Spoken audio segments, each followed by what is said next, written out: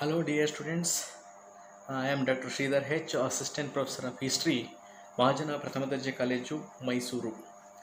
ಆತ್ಮೀಯ ವಿದ್ಯಾರ್ಥಿಗಳೇ, ಈಗಾಗಲೇ ನಾವು ಕಳೆದ ಆನ್ಲೈನ್ ತರಗತಿಗಳಲ್ಲಿ ಮಧ್ಯಯುಗೀನ ಭಾರತದ ಇತಿಹಾಸದಲ್ಲಿ ಬರುವಂಥ ದೆಹಲಿ ಸುಲ್ತಾನ ಸಾಮ್ರಾಜ್ಯ ಹಾಗೂ ಮುಘಲ್ ಸಾಮ್ರಾಜ್ಯಗಳ ಸಮಗ್ರವಾದಂಥ ರಾಜಕೀಯ ಮತ್ತು ಸಾಂಸ್ಕೃತಿಕ ಇತಿಹಾಸದ ಬಗ್ಗೆ ಚರ್ಚೆಯನ್ನು ಮಾಡಿದ್ವಿ. ಈ ಒಂದು ತರಗತಿನಲ್ಲಿ ನಾವು ಆಧುನಿಕ ಭಾರತದ ಇತಿಹಾಸದ ಬಗ್ಗೆ ಒಂದು ಮೆಲುಕನ್ನು ಹಾಕುವಂಥ ಒಂದು ಪ್ರಯತ್ನವನ್ನು ಮಾಡೋಣ. ಓಕೆ, ಹಾಗಾದರೆ ಆಧುನಿಕ ಭಾರತದ ಇತಿಹಾಸ ಅಂದರೆ ಸಾಮಾನ್ಯವಾಗಿ ಎಲ್ಲಿಂದ ಆರಂಭ ಆಗುತ್ತೆ ಅಂದರೆ ಕ್ರಿಸ್ತಶಕ 18ನೇ ಶತಮಾನದಿಂದ ಆಧುನಿಕ ಪರ್ವ ಅಥವಾ ಯುಗ ಅಂತಕ್ಕಂಥದ್ದು ಆರಂಭ ಆಗ್ತಕ್ಕಂಥದ್ದು. ಯಾರಿಂದ ಹಾಗಾದರೆ ಭಾರತದಲ್ಲಿ ಮಧ್ಯಯುಗದ ನಂತರ ಆಧುನಿಕ ಕಾಲಘಟ್ಟ ಅನ್ನೋದು ಆರಂಭ ಆಯಿತು ಅಂತಂದರೆ ಯುರೋಪಿಯನ್ನರಿಂದ ಅಂತ ಹೇಳಿದರೆ ತಪ್ಪಾಗಲಾರ್ದು. ಆ ಒಂದು ಹಿನ್ನೆಲೆಯಲ್ಲಿ ನಾವು ಈ ಆಧುನಿಕ ಭಾರತದ ಇತಿಹಾಸವನ್ನು ಭಾರತಕ್ಕೆ ಯುರೋಪಿಯನ್ನರ ಆಗಮನದಿಂದ ಹಿಡಿದು ತದನಂತರ ಭಾರತದಲ್ಲಿ ಬ್ರಿಟಿಷ್ ರಾಜಪ್ರಭುತ್ವದ ಅಥವಾ ಬ್ರಿಟಿಷ್ ಸಾರ್ವಭೌಮತ್ವದ ಸ್ಥಾಪನೆಯವರೆಗೂ ಕೂಡ ನೋಡಬೇಕಾಗುತ್ತೆ. ಆದ್ದರಿಂದ ಇವತ್ತಿನ ತರಗತಿಯ ಒಂದು ವಿಷಯ ಏನು ಅಂತಂದರೆ ಭಾರತಕ್ಕೆ ಯುರೋಪಿಯನ್ನರ ಆಗಮನ ಹಾಗೂ ಭಾರತದಲ್ಲಿ ಬ್ರಿಟಿಷ್ ಪ್ರಭುತ್ವದ ಸ್ಥಾಪನೆ. ಓಕೆ, ಭಾರತಕ್ಕೆ ಯುರೋಪಿಯನ್ನರ ಆಗಮನ ಯಾವ ಶತಮಾನದಲ್ಲಿ ಆಯಿತು ಅಂದರೆ 15ನೇ ಶತಮಾನದ ಕೊನೆಯ ಭಾಗದಲ್ಲಿ ಭಾರತಕ್ಕೆ ಯುರೋಪಿಯನ್ನರ ಮೊದಲ ಪ್ರವೇಶ ಅಥವಾ ಆಗಮನ ಆಗುತ್ತೆ. ಅದರಲ್ಲೂ ವಿಶೇಷವಾಗಿ ಭಾರತಕ್ಕೆ ಆಗಮಿಸಿದಂಥ ಮೊದಲ ಯುರೋಪಿಯನ್ನರು ಪೋರ್ಚುಗೀಸರೇ ಆಗಿದ್ದಾರೆ. ತದನಂತರ ಬಂದಂಥ ಎರಡನೇ ಯುರೋಪಿನ ಬಣದವರು ಡಚ್ಚರೇ ಆಗಿದ್ದಾರೆ. ಮೂರನೇ ಯುರೋಪಿನ ಬಣದವರು ಬ್ರಿಟಿಷರು ಅಥವಾ ಆಂಗ್ಲರೇ ಆಗಿದ್ದಾರೆ. ನಾಲ್ಕನೆಯ ಒಂದು ಯುರೋಪಿನ ಬಣವೇ ಫ್ರೆಂಚರು. ಹಾಗಾದರೆ ಈ ಏಷ್ಯಾ ಖಂಡದ ಭೂಭಾಗಗಳನ್ನು ಅನೇಕ ಹೊಸ ಹೊಸ ಜಲಮಾರ್ಗಗಳನ್ನು ಕಂಡು ಹಿಡಿಯಬೇಕೆಂಬ ಒಂದು ಮಹತ್ವಾಕಾಂಕ್ಷೆ, ಒಂದು ಹೆಬ್ಬಯಕೆ ವಿಶೇಷವಾಗಿ ಯುರೋಪ್ನ ಯಾವ ರಾಷ್ಟ್ರದಲ್ಲಿ ಮೊಳಕೆಯೊಡೆಯುತ್ತೆ, ಚಿಗುರೊಡೆಯುತ್ತೆ ಎಂದರೆ ಅದು ಪೋರ್ಚುಗಲ್ ರಾಷ್ಟ್ರದಲ್ಲಿ ಮಾತ್ರ. ಅದು ಆರಂಭದ ಕಾಲಘಟ್ಟದಲ್ಲಿ. ಅದರಲ್ಲೂ ವಿಶೇಷವಾಗಿ ಭಾರತಕ್ಕೆ ಪೋರ್ಚುಗೀಸರು ಹೊಸ ಜಲಮಾರ್ಗವನ್ನು ಕಂಡು ಹಿಡಿಲಿಕ್ಕೆ 1453 ಅನ್ನುವಂಥ ಒಂದು ವರ್ಷ ಅವರಿಗೆ ಒಂದು ಸುಗಮವಾದಂಥ ಹಾದಿಯನ್ನು ಮಾಡಿಕೊಡುತ್ತೆ. ಹಾಗಾದರೆ 1453ರಲ್ಲಿ ಅಂಥ ಒಂದು ಸುವರ್ಣ ಘಟನೆ ಪೋರ್ಚುಗೀಸರಿಗೆ ಸಂಬಂಧಪಟ್ಟಂತೆ ನಡೆದದ್ದು ಯಾವುದು ಅಂದರೆ ಇದೇ 1453ರಲ್ಲಿ ಈ ಹಿಂದೆ ಹಲವು ದಶಕಗಳ ಕಾಲ ಅಥವಾ ಶತಮಾನಗಳ ಕಾಲ ಅರಬ್ಬರ ಅಧೀನದಲ್ಲಿದ್ದಂಥ ಇಂದಿನ ಇಸ್ತಾಂಬುಲ್ ಅಥವಾ ಅಂದನ ಕಾನ್ಸ್ಟಾಂಟಿನೋಪಲ್ ಅನ್ನು ಟರ್ಕರು ಅರಬ್ಬರಿಂದ ಸಂಪೂರ್ಣವಾಗಿ ವಶಪಡಿಸಿಕೊಳ್ಳುತ್ತಾರೆ. 1453ರಿಂದ ಅರಬ್ಬರಿಂದ ಕಾನ್ಸ್ಟಾಂಟಿನೋಪಲ್ ಅನ್ನು ಟರ್ಕರು ವಶಪಡಿಸಿಕೊಂಡ ಈ ಒಂದು ಘಟನೆಯನ್ನೇ ನಾವು ಕಾನ್ಸ್ಟಾಂಟಿನೋಪಲ್ ಪತನ ಅನ್ನುವಂಥ ಒಂದು ಹೆಸರಿನಿಂದ ಕರೆಯುತ್ತೇವೆ. ಯಾವಾಗ ಟರ್ಕರು 1453ರಲ್ಲಿ ಅರಬ್ಬರಿಂದ ಕಾನ್ಸ್ಟಾಂಟಿನೋಪಲ್ ಅಥವಾ ಇಂದಿನ ಇಸ್ತಾಂಬುಲ್ ಅನ್ನು ವಶಪಡಿಸಿಕೊಂಡರು, ಅದು ಮುಂದೆ ಪೋರ್ಚುಗೀಸರು ಭಾರತಕ್ಕೆ ಹೊಸ ಜಲಮಾರ್ಗವನ್ನು ಕಂಡುಹಿಡಿಯಲು ಸುಲಭದ ಒಂದು ಮಾರ್ಗವನ್ನು ಕಲ್ಪಿಸಿಕೊಟ್ಟಿತು ಎಂದರೆ ತಪ್ಪಾಗಲಾರದು. ಹಾಗಾದರೆ ಪೋರ್ಚುಗಲ್ನ ಯಾವ ಚಕ್ರವರ್ತಿ ವಿಶೇಷವಾಗಿ ಈ ನೌಕಾಯಾನದಲ್ಲಿ ಆಸಕ್ತಿಯನ್ನು ಹೊಂದಿದ್ದ? ಅದರಲ್ಲೂ ವಿಶೇಷವಾಗಿ ಪೋರ್ಚುಗಲ್ನ ಯುವಕರಿಗೆ ಒಂದು ನೌಕಾ ತರಬೇತಿಯನ್ನು ಕೊಡುವಂಥ ಆಸಕ್ತಿಯನ್ನು ಹೊಂದಿದ್ದ ಅಂದರೆ ಅಂದಿನ ಪೋರ್ಚುಗಲ್ನ ರಾಜಕುಮಾರನಾದಂಥ 4ನೇ ಹೆನ್ರಿ ಅಂತಕ್ಕಂಥವನು. ಅಂದರೆ ಹೊಸ ಹೊಸ ಜಲಮಾರ್ಗಗಳನ್ನು ಉತ್ತೇಜಿಸಲು ಪ್ರೋತ್ಸಾಹಿಸಲು ಈ ಪೋರ್ಚುಗಲ್ನ ಚಕ್ರವರ್ತಿಯಾದಂಥ 4ನೇ ಹೆನ್ರಿ ಅಂತಕ್ಕಂಥವನ್ನು ಪೋರ್ಚುಗಲ್ನ ಒಂದು ಪ್ರಮುಖ ನೌಕಾ ಭಾಗವಾದಂಥ ನೌಕಾ ನಗರವಾದಂಥ ಲಿಸ್ಬನ್ ಅನ್ನುವಂಥ ನಗರ, ಯಾವ ನಗರ? ಲಿಸ್ಬನ್ ಅನ್ನುವಂಥ ನಗರದಲ್ಲಿ ಒಂದು ನೌಕಾ ತರಬೇತಿ ಕೇಂದ್ರವನ್ನು ಸ್ಥಾಪನೆ ಮಾಡ್ತಾನೆ. ಆ ಲಿಸ್ಬನ್ ಅನ್ನುವಂಥ ನೌಕಾ ನಗರದಲ್ಲಿ ಒಂದು ಸದೃಢವಾದಂಥ ನೌಕಾ ತರಬೇತಿ ಕೇಂದ್ರವನ್ನು ಸ್ಥಾಪಿಸಿ ಆ ಮೂಲಕ ಅನೇಕ ಪೋರ್ಚುಗಲ್ ಯುವಕರಿಗೆ ನೌಕಾ ತರಬೇತಿಯನ್ನು ಕೊಡುವಂಥ ಒಂದು ವ್ಯವಸ್ಥೆಯನ್ನು ಮಾಡ್ತಾನೆ. ಆ ಒಂದು ನೌಕಾ ತರಬೇತಿ ಕೇಂದ್ರದಲ್ಲಿ ತರಬೇತಿಯನ್ನು ಪಡೆದವರಲ್ಲಿ ವಾಸ್ಕೋಡ ಗಾಮನೂ ಕೂಡ ಒಬ್ಬನಾಗಿದ್ದ. 1498ರಲ್ಲಿ ಭಾರತದ ಕಡೆ ಒಂದು ಹೊಸ ಜಲಮಾರ್ಗವನ್ನು ಕಂಡುಹಿಡಿಯಲು 2 ಹಡಗುಗಳಲ್ಲಿ ವ್ಯಾಪಾರದ ಉದ್ದೇಶವನ್ನು ಇಟ್ಟುಕೊಂಡು ಹೊರಟಂತ ವಾಸ್ಕೋಡ ಗಾಮ ಮೊದಲು ಈ ಕೇಪ್ ಆಫ್ ಗುಡೋಪ್ ಅಂತ ನಾವು ಏನು ಹೇಳ್ತೀವಲ್ಲ, ಆ ಕೇಪ್ ಆಫ್ ಗುಡೋಪ್ ಭೂಷರ. ಏಕೆಂದರೆ ಈ ಕೇಪ್ ಆಫ್ ಗುಡೋಪನ್ನು ಕೂಡ ಮೊದಲ ಬಾರಿಗೆ ಪತ್ತೆ ಹಚ್ಚಿದವನು ಬಾರ್ತಲೋಮಿಯಾ ಡಯಾಸ್ ಅಂತಕ್ಕಂಥವನು. ಅಂದರೆ ಪೋರ್ಚುಗಲ್ನ ನಾವಿಕನಾದಂಥ ಬಾರ್ತಲೋಮಿಯಾ ಡಯಾಸ್ ಅಂತಕ್ಕಂಥವನು 1487ರಲ್ಲಿ ಈ ಕೇಪ್ ಆಫ್ ಗುಡೋಪ್ ಅನ್ನುವಂಥ ಒಂದು ಭೂಶಿರವನ್ನು ಕಂಡುಹಿಡಿತಾನೆ.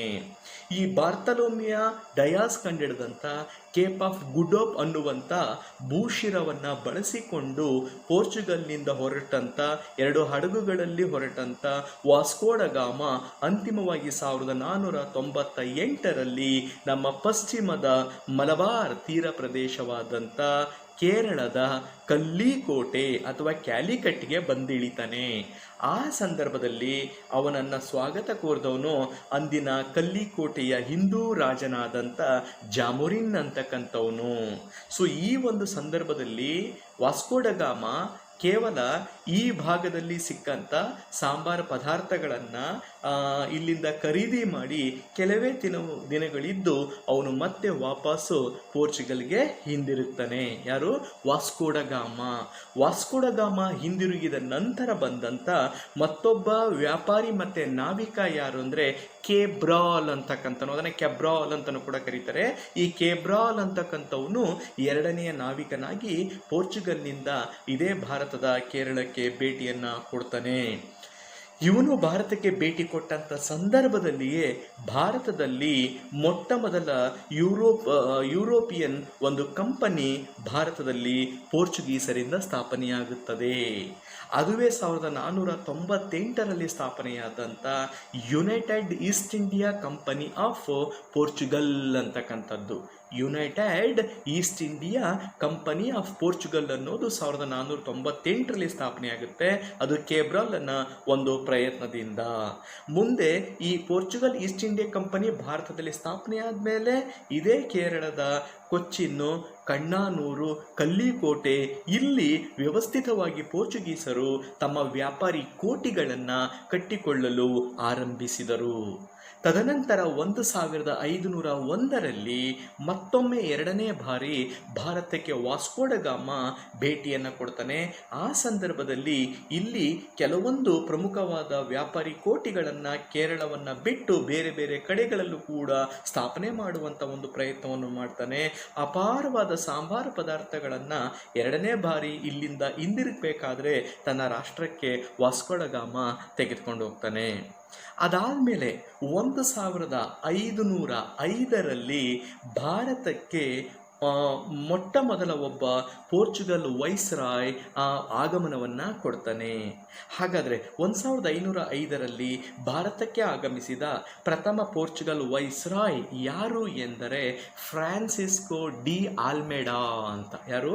Francisco de Almeida. Francisco de Almeida ಭಾರತಕ್ಕೆ ಬಂದ ಮೊದಲ ಪೋರ್ಚುಗಲ್ ವೈಸ್ರಾಯ್. ಇವನು ಭಾರತದಲ್ಲಿ 4 ವರ್ಷಗಳ ಕಾಲ ವೈಸ್ರಾಯ್ ಆಗಿದ್ದ. 1505ರಿಂದ 1509. ಇವನ ಅವಧಿಯಲ್ಲಿ ಜಾರಿಗೆ ಬಂದಂಥ ಒಂದು ನೀತಿ ಬ್ಲೂ ವಾಟರ್ ಪಾಲಿಸಿ ಅಥವಾ ಅದನ್ನು ನಾವು ನೀಲಿ ಜಲ ನೀತಿ ಅಂತ ಕರಿತೀವಿ. ಇದನ್ನು ಮೊದಲು ಭಾರತದಲ್ಲಿ ಜಾರಿಗೆ ತಂದವನು ಫ್ರಾನ್ಸಿಸ್ಕೋ ಡಿ ಆಲ್ಮೆಡಾ ಎಂಬುವನು. ಇದರ ಜೊತೆಗೆ ಪರ್ಷಿಯನ್ ಕುದುರೆಗಳನ್ನು ಭಾರತಕ್ಕೆ ತಂದು ಇಲ್ಲಿ ಮಾರಾಟ ಮಾಡುವಂಥ ಒಂದು ವ್ಯಾಪಾರದ ಗುತ್ತಿಗೆ ಕಾಯ್ದೆಯನ್ನೂ ಜಾರಿಗೆ ತಂದವನು. ಅಂದರೆ ಪರ್ಷಿಯಾದ ಕುದುರೆಗಳನ್ನು ಭಾರತದಲ್ಲಿ ಮಾರಾಟ ಮಾಡುವಂಥ ಒಂದು ಗುತ್ತಿಗೆಯ ಕಾಯ್ದೆಯನ್ನೂ ಜಾರಿಗೆ ತಂದವನು ಈ ಫ್ರಾನ್ಸಿಸ್ಕೋ ಡಿ ಆಲ್ಮೇಡಾ. ಹಾಗಾದರೆ ಬ್ಲೂ ವಾಟರ್ ಪಾಲಿಸಿ ಅಂತ ನಾನು ಆಗಲೇ ಹೇಳಿದೆ, ನೀಲಿ ಜಲನೀತಿ. ಏನು ನೀಲಿ ಜಲನೀತಿ ಅಂತೆ? ನೀಲಿ ಜಲನೀತಿ ಎಂದರೆ ಸಮುದ್ರ ಮಾರ್ಗಗಳ ಮೇಲಿನ ಏಕಸ್ವಾಮ್ಯದ ಹಕ್ಕು, ಸಮುದ್ರ ಮಾರ್ಗಗಳ ಮೇಲಿನ ಒಡೆತನದ ಹಕ್ಕನ್ನೇ ನಾವು ಬ್ಲೂ ವಾಟರ್ ಪಾಲಿಸಿ ಅಂತ ಕರಿತೀವಿ. ಅಂದರೆ ಪೋರ್ಚುಗಲ್ನಿಂದ ಹೊರಟ ಪೋರ್ಚುಗೀಸ್ ನಾವಿಕರು ಆ ಸಂದರ್ಭದಲ್ಲಿ ಹಿಂದೂ ಮಹಾಸಾಗರ ಮತ್ತು ಅರಬ್ಬಿ ಸಮುದ್ರದ ಅನೇಕ ಸಮುದ್ರ ಮಾರ್ಗಗಳ ಮೇಲೆ ತಮ್ಮದೇ ಆದಂಥ ವ್ಯಾಪಾರಿ ಏಕಸ್ವಾಮ್ಯದ ಹಕ್ಕನ್ನು ಸ್ಥಾಪಿಸಿಕೊಂಡಿದ್ದರು.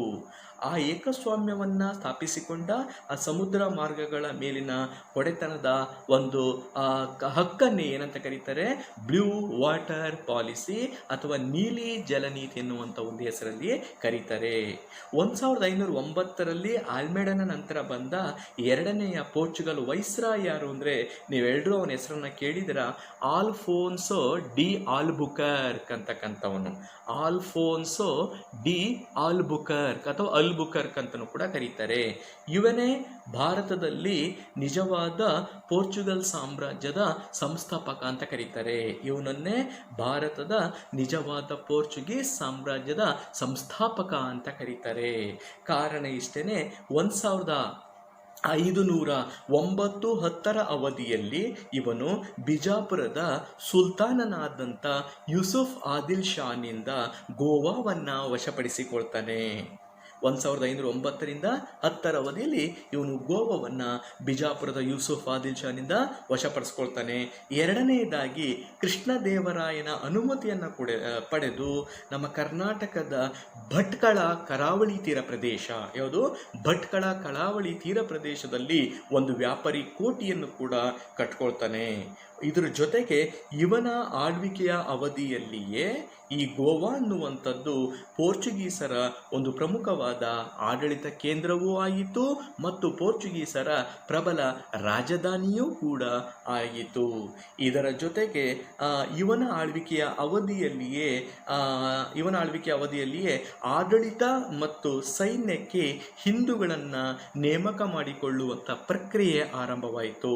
ಅಂದರೆ ಭಾರತಕ್ಕೆ ಬಂದಂಥ ಆಲ್ಬುಕರ್ಕು ಇಲ್ಲಿನ ಸ್ಥಳೀಯ ಭಾರತೀಯರನ್ನ ಪೋರ್ಚುಗಲ್ ಈಸ್ಟ್ ಇಂಡಿಯಾ ಕಂಪನಿಯ ಆಡಳಿತ ಮತ್ತು ಸೈನ್ಯಕ್ಕೆ ನೇಮಕ ಮಾಡಿಕೊಳ್ಳುವಂಥ ಒಂದು ಪ್ರಯತ್ನವನ್ನು ಮಾಡ್ತಾನೆ. ಇದ್ರ ಜೊತೆಗೆ ತನ್ನ ಆಡಳಿತದ ಅವಧಿಯಲ್ಲಿ ಆರಂಭದಲ್ಲಿ ಕೆಲವು ಸಾಮಾಜಿಕ ಪಿಡುಗುಗಳನ್ನು ನಿವಾರಣೆ ಮಾಡುವಂಥ, ಸಾಮಾಜಿಕ ಪಿಡುಗುಗಳನ್ನು ನಿಷೇಧ ಮಾಡುವಂಥ ಒಂದು ಪ್ರಯತ್ನವನ್ನು ಕೂಡ ಜಾರಿಗೆ ತರ್ತಾನೆ. ಇದ್ರ ಜೊತೆಗೆ ಪೋರ್ಚುಗೀಸ್ ಇಂದ ಬಂದಂಥ ಪುರುಷರು ಏನಿದ್ರಲ್ಲ, ಪೋರ್ಚುಗೀಸ್ನ ಕೆಲವು ನಾವಿಕರು, ಅವರು ಇಲ್ಲಿಯೇ ಸ್ಥಳೀಯವಾಗಿ ಮಹಿಳೆಯರನ್ನು ವಿವಾಹವಾಗುವಂಥ ಒಂದು ಅಧಿಕಾರವನ್ನು ನೀಡ್ತಾನೆ. ಇದರಿಂದ ಎಲ್ಲೋ ಒಂದು ಕಡೆ ಪೋರ್ಚುಗೀಸರು ಸ್ಥಳೀಯರೊಂದಿಗೆ ವಿವಾಹ ಸಂಬಂಧವನ್ನು ಬೆಳೆಸುವ ಮೂಲಕ ಭಾರತದಲ್ಲಿ ತಮ್ಮ ವ್ಯಾಪಾರ ವಾಣಿಜ್ಯ ಚಟುವಟಿಕೆಯನ್ನು ಮತ್ತಷ್ಟು ಸುಭದ್ರವಾಗಿ ಶಾಶ್ವತವಾಗಿ ನೆಲೆಗೊಳಿಸುವಂಥ ಒಂದು ಪ್ರಯತ್ನವನ್ನು ಮಾಡ್ತಾರೆ. ಇದು ಪೋರ್ಚುಗೀಸರಿಗೆ ಸಂಬಂಧಪಟ್ಟಂಥ ಬಹಳ ಸಂಕ್ಷಿಪ್ತವಾದಂಥ ಇತಿಹಾಸ. ಇದ್ರ ಜೊತೆಗೆ ಎರಡನೇ ಯುರೋಪಿನ ಬಣದವರು ಎಂದರೆ ಡಚ್ಚರು ಅಷ್ಟೊಂದು ಏನು ಅತ್ಯಂತ ಪ್ರಬಲರಾದಂಥ ಯುರೋಪಿಯನ್ನರಾಗಿ ಭಾರತದಲ್ಲಿ ವ್ಯಾಪಾರದಲ್ಲೂ ಬೆಳೆಯಲಿಲ್ಲ, ರಾಜಕೀಯವಾಗೂ ಕೂಡ ಬೆಳೆಯಲಿಲ್ಲ. ಆದರೆ ಒಂದಂತೂ ನಿಜ, ಡಚ್ಚರು ಮೂಲತಃ ನೆದರ್ಲ್ಯಾಂಡ್ನಿಂದ ಬಂದವರೇ ಆಗಿದ್ದರು. ಡಚ್ಚರು ಮೂಲತಃ ನೆದರ್ಲ್ಯಾಂಡ್ ಅಥವಾ ಹಾಲೆಂಡಿನಿಂದ ಬಂದವರೇ ಆಗಿದ್ದರು. ಈ ನೆದರ್ಲ್ಯಾಂಡ್ ಅಥವಾ ಹಾಲೆಂಡಿನ ಮೂಲದವರ ಡಚ್ಚರು ಭಾರತಕ್ಕೆ ಬಂದು ಅವರು ಎರಡನೇ ಯುರೋಪಿಯನ್ನರಾಗಿ 1602ರಲ್ಲಿ ತಮ್ಮ ಡಚ್ ಈಸ್ಟ್ ಇಂಡಿಯಾ ಕಂಪನಿಯನ್ನು ಸ್ಥಾಪನೆ ಮಾಡ್ಕೊಳ್ತಾರೆ. ಹಾಗಾದರೆ 1602ರಲ್ಲಿ ಡಚ್ಚರು ಭಾರತದಲ್ಲಿ ತಮ್ಮದೇ ಆದ ಡಚ್ ಈಸ್ಟ್ ಇಂಡಿಯಾ ಕಂಪನಿಯನ್ನು ಸ್ಥಾಪನೆ ಮಾಡ್ಕೊಳ್ಬೇಕಾದ್ರೆ ಅವಾಗ ಯಾರು ಮೊಘಲ್ ಸುಲ್ತಾನ ಅನುಮತಿ ಕೊಟ್ಟಿದ್ದು ಅಂದರೆ ಅಕ್ಬರನ ಅನುಮತಿಯ ಮೇರೆಗೆ ಡಚ್ಚರು 1602ರಲ್ಲಿ ತಮ್ಮ ಡಚ್ ಈಸ್ಟ್ ಇಂಡಿಯಾ ಕಂಪನಿಯನ್ನು ಸ್ಥಾಪನೆ ಮಾಡ್ಕೊಳ್ತಾರೆ.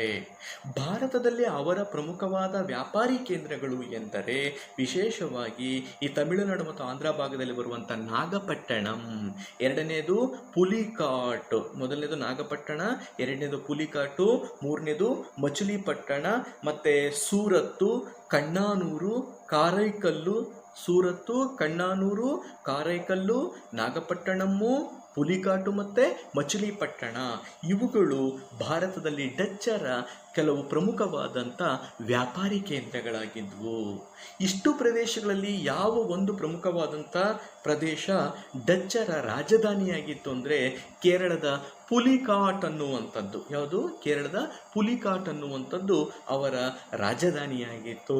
ತದನಂತರ ನಾಗಪಟ್ಟಣವು ಕೂಡ ಅವರ ನಂತರದ ಒಂದು ರಾಜಧಾನಿಯ ಒಂದು ಅಸ್ತಿತ್ವವನ್ನು ಪಡ್ಕೊಳ್ಳುತ್ತೆ. ಇದರ ಜೊತೆಗೆ ಎರಡನೇ ಯುರೋಪಿನ ಬಣದವರು ಎಂದರೆ ಮೂರನೇ ಯುರೋಪಿನ ಬಣದವರು ಭಾರತಕ್ಕೆ ಬಂದಂಥ ಮೂರನೇ ಯುರೋಪಿನ ಬಣದವರು ಎಂದರೆ ಅವರೇ ಬ್ರಿಟಿಷರು ಅಥವಾ ಇಂಗ್ಲಿಷರು. ಬಹುಶಃ ನಿಮ್ಮೆಲ್ಲರಿಗೂ ಗೊತ್ತಿದೆ, ಬ್ರಿಟಿಷರ ಆಡಳಿತದ ಒಂದು ಆರಂಭ ಭಾರತದಲ್ಲಿ ಆಗಿದ್ದು 1757 ನಂತರ ರಾಜಕೀಯವಾಗಿ. ಆದರೆ ಭಾರತದಲ್ಲಿ ಬ್ರಿಟಿಷರು ಯಾವ ವರ್ಷ ತಮ್ಮ ಕಂಪನಿನ ಸ್ಥಾಪನೆ ಮಾಡಿಕೊಂಡ್ರು ಅಂದರೆ 1600 ಕ್ರಿಸ್ತಶಕ 1600ರಲ್ಲಿ ಇದೇ ಅಕ್ಬರನ ಅನುಮತಿಯನ್ನು ಪಡೆದು ಬ್ರಿಟಿಷರು ಭಾರತದಲ್ಲಿ ತಮ್ಮ ಒಂದು ಈಸ್ಟ್ ಇಂಡಿಯಾ ಕಂಪನಿನ ಸ್ಥಾಪನೆ ಮಾಡ್ಕೊಳ್ತಾರೆ. ಅದನ್ನು ಬ್ರಿಟಿಷ್ ಈಸ್ಟ್ ಇಂಡಿಯಾ ಕಂಪನಿ ಅಂತ ನಾವು ಕರಿತೀವಿ. ಆದರೆ ಭಾರತದಲ್ಲಿ ಬ್ರಿಟಿಷರು ತಮ್ಮ ಸಾಮ್ರಾಜ್ಯಶಾಹಿ ಆಡಳಿತದ ಸಂದರ್ಭದಲ್ಲಿ 2 ಪ್ರಮುಖ ಸ್ಥಳಗಳನ್ನು ತಮ್ಮ ರಾಜಧಾನಿಗಳನ್ನಾಗಿ ಮಾಡಿಕೊಂಡಿದ್ದರು. ಮೊದಲನೇದು ಕೋಲ್ಕತ್ತಾ, ಎರಡನೇದು ದೆಹಲಿ ಅವರ ರಾಜಧಾನಿಗಳಾಗಿದ್ದು. ಹಾಗಾದರೆ ಈಸ್ಟ್ ಇಂಡಿಯಾ ಕಂಪನಿ ಯಾವಾಗ ಅಂದರೆ ಡಿಸೆಂಬರ್ 31, 1600ರಲ್ಲಿ ಭಾರತದಲ್ಲಿ ಸ್ಥಾಪನೆಯಾಗುತ್ತೆ. ಆ ಸಂದರ್ಭದಲ್ಲಿ ಇಂಗ್ಲೆಂಡಿನ ರಾಣಿ 1ನೇ ಎಲಿಜಬೆತ್, ಆವಾಗ ಇಂಗ್ಲೆಂಡಿನ ರಾಣಿ ಯಾರಾಗಿದ್ದರು? 1ನೇ ಎಲಿಜಬೆತ್ ಆಗಿದ್ಲು.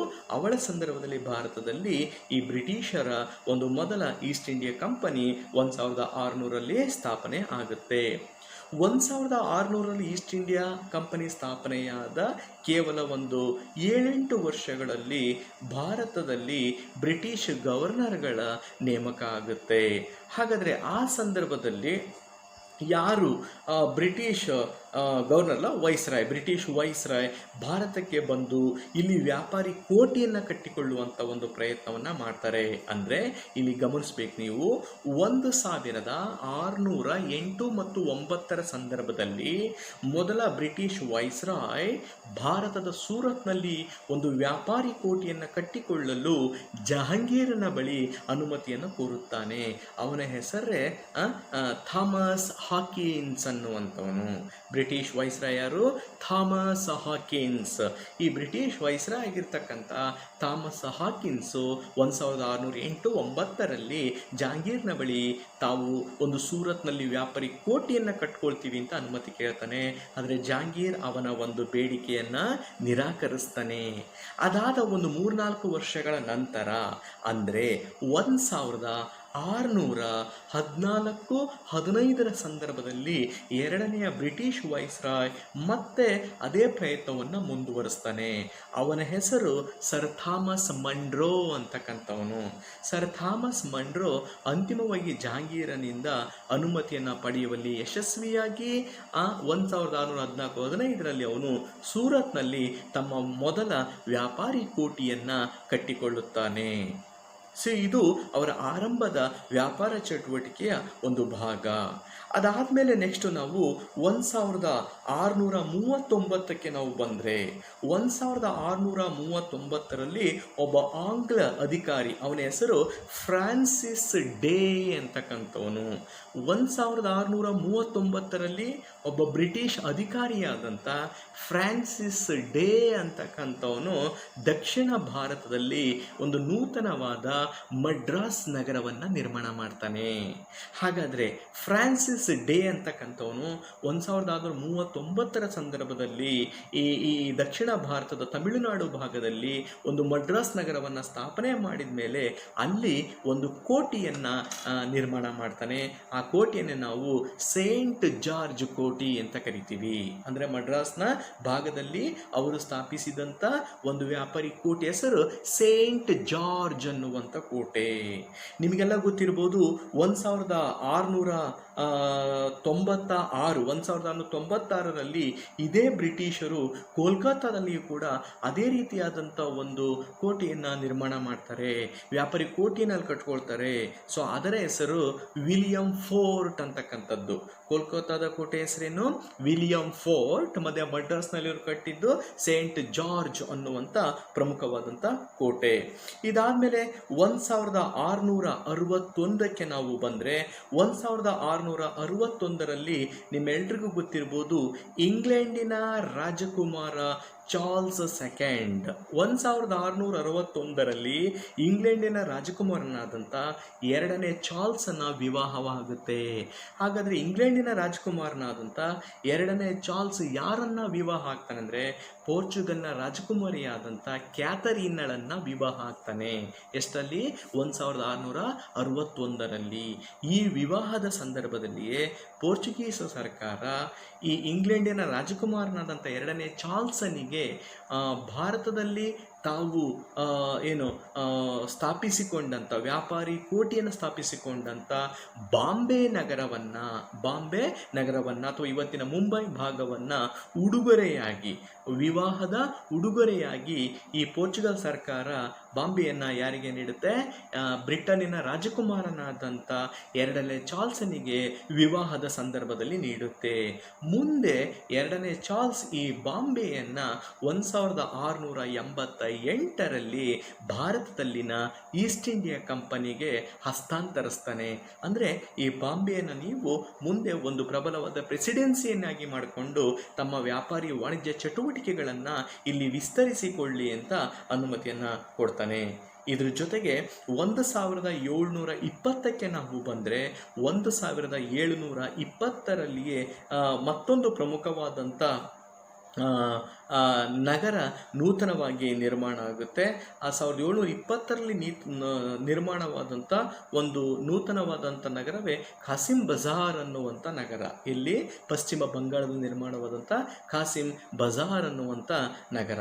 ಇನ್ನೊಂದು ರೀತಿಯಲ್ಲಿ ನಾವು ನೋಡೋದಾದರೆ ಇದೇ ಇಂಗ್ಲೆಂಡಿನ ರಾಜಕುಮಾರನಾದಂಥ 2ನೇ ಚಾರ್ಲ್ಸ್ 1661ರಲ್ಲಿಯೇ ನಮ್ಮ ಭಾರತದಲ್ಲಿದ್ದಂಥ ಈಸ್ಟ್ ಇಂಡಿಯಾ ಕಂಪನಿಗೆ ನಾಣ್ಯಗಳನ್ನು ಮುದ್ರಿಸುವಂಥ ಸ್ವತಂತ್ರವಾದ ಅಧಿಕಾರವನ್ನು ಕೂಡ ನೀಡುತ್ತಾನೆ. 1661ರಲ್ಲಿ ನಾಣ್ಯಗಳನ್ನು ಸ್ವತಂತ್ರವಾಗಿ ಮುದ್ರಿಸುವ ಅಧಿಕಾರವನ್ನು ಇಂಗ್ಲೆಂಡಿನ ರಾಜಕುಮಾರ 2ನೇ ಚಾರ್ಲ್ಸ್ ಯಾವ ಕಂಪನಿಗೆ ನೀಡ್ತಾನೆ? ಬ್ರಿಟಿಷ್ ಈಸ್ಟ್ ಇಂಡಿಯಾ ಕಂಪನಿಗೆ ನೀಡ್ತಾನೆ. ಇದೆಲ್ಲದರ ಜೊತೆಗೆ 1717ರಲ್ಲಿ ಆ ಸಂದರ್ಭದಲ್ಲಿದ್ದ ಭಾರತದ ಅಸಮರ್ಥ ಮತ್ತು ದುರ್ಬಲ ಮುಘಲ್ ಸುಲ್ತಾನ ಯಾರು ಅಂದರೆ ಫರೂಕ್ಸಿಯಾರ್ ಅಂತಕ್ಕಂಥವನು. ಈ ಅಸಮರ್ಥನೂ ಮತ್ತು ದುರ್ಬಲನೂ ಆದಂಥ ಮೊಘಲ್ ಸುಲ್ತಾನ ಫರೂಕ್ಸಿಯಾರು 1717ರಲ್ಲಿ ಬ್ರಿಟಿಷರಿಗೆ ಮೊಟ್ಟ ಮೊದಲ ಬಾರಿಗೆ ಬಂಗಾಳದಲ್ಲಿ ಯಾವುದೇ ರೀತಿಯಾದಂಥ ಸುಂಕವನ್ನು ಕಟ್ಟದೆ ಸುಂಕರಹಿತವಾಗಿ ವ್ಯಾಪಾರ ಮಾಡಲು ಮುಕ್ತವಾದ ಅವಕಾಶವನ್ನು ಕಲ್ಪಿಸಿಕೊಟ್ಟನು. ಅಂದರೆ ಮೊಘಲ್ ಸುಲ್ತಾನನಾದಂಥ ಫರೂಕ್ಸಿಯಾರು ಮೊಟ್ಟ ಮೊದಲ ಬಾರಿಗೆ ಬ್ರಿಟಿಷರಿಗೆ ಬಂಗಾಳದಲ್ಲಿ ಸುಂಕರಹಿತ ವ್ಯಾಪಾರವನ್ನು ಮಾಡಲು ಅವರಿಗೆ ಆದೇಶವನ್ನು ನೀಡಿದನು ಅಥವಾ ಅನುಮತಿಯನ್ನು ನೀಡಿದನು.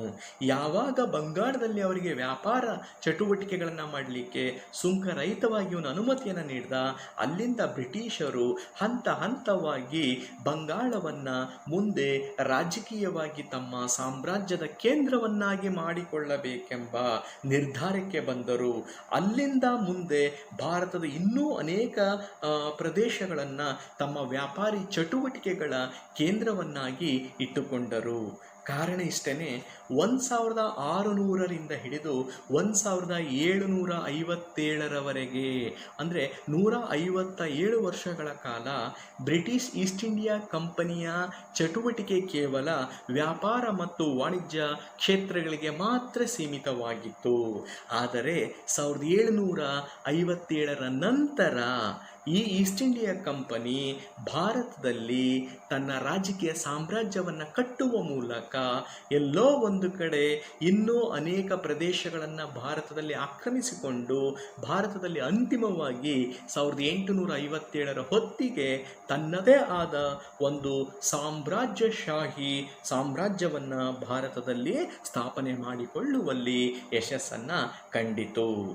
ಈ ಹಿನ್ನೆಲೆಯಲ್ಲಿ ನಾವು ಮುಂದೆ ನೋಡಬೇಕಾದಂಥ ಮತ್ತೊಂದು ಯುರೋಪಿನ ಕೊನೆಯ ಬಣ ಯಾವುದು ಎಂದರೆ ಫ್ರೆಂಚರು. ಓಕೆ, ಹಾಗಾದರೆ ಭಾರತಕ್ಕೆ ಬಂದ 4ನೇ ಯುರೋಪಿನ ಬಣದವರಾದಂಥ ಫ್ರೆಂಚರು ಎಷ್ಟರಲ್ಲಿ ತಮ್ಮ ಕಂಪನಿಯನ್ನು ಸ್ಥಾಪಿಸಿದರು ಎಂದರೆ 1664ರಲ್ಲಿ ಫ್ರೆಂಚರು ಭಾರತದಲ್ಲಿ ಫ್ರೆಂಚ್ ಈಸ್ಟ್ ಇಂಡಿಯಾ ಕಂಪನಿಯನ್ನು ಸ್ಥಾಪಿಸಿದರು. ಇದು ಭಾರತದಲ್ಲಿ ಸ್ಥಾಪನೆಯಾದ 4ನೇ ಯುರೋಪಿಯನ್ ಕಂಪನಿ.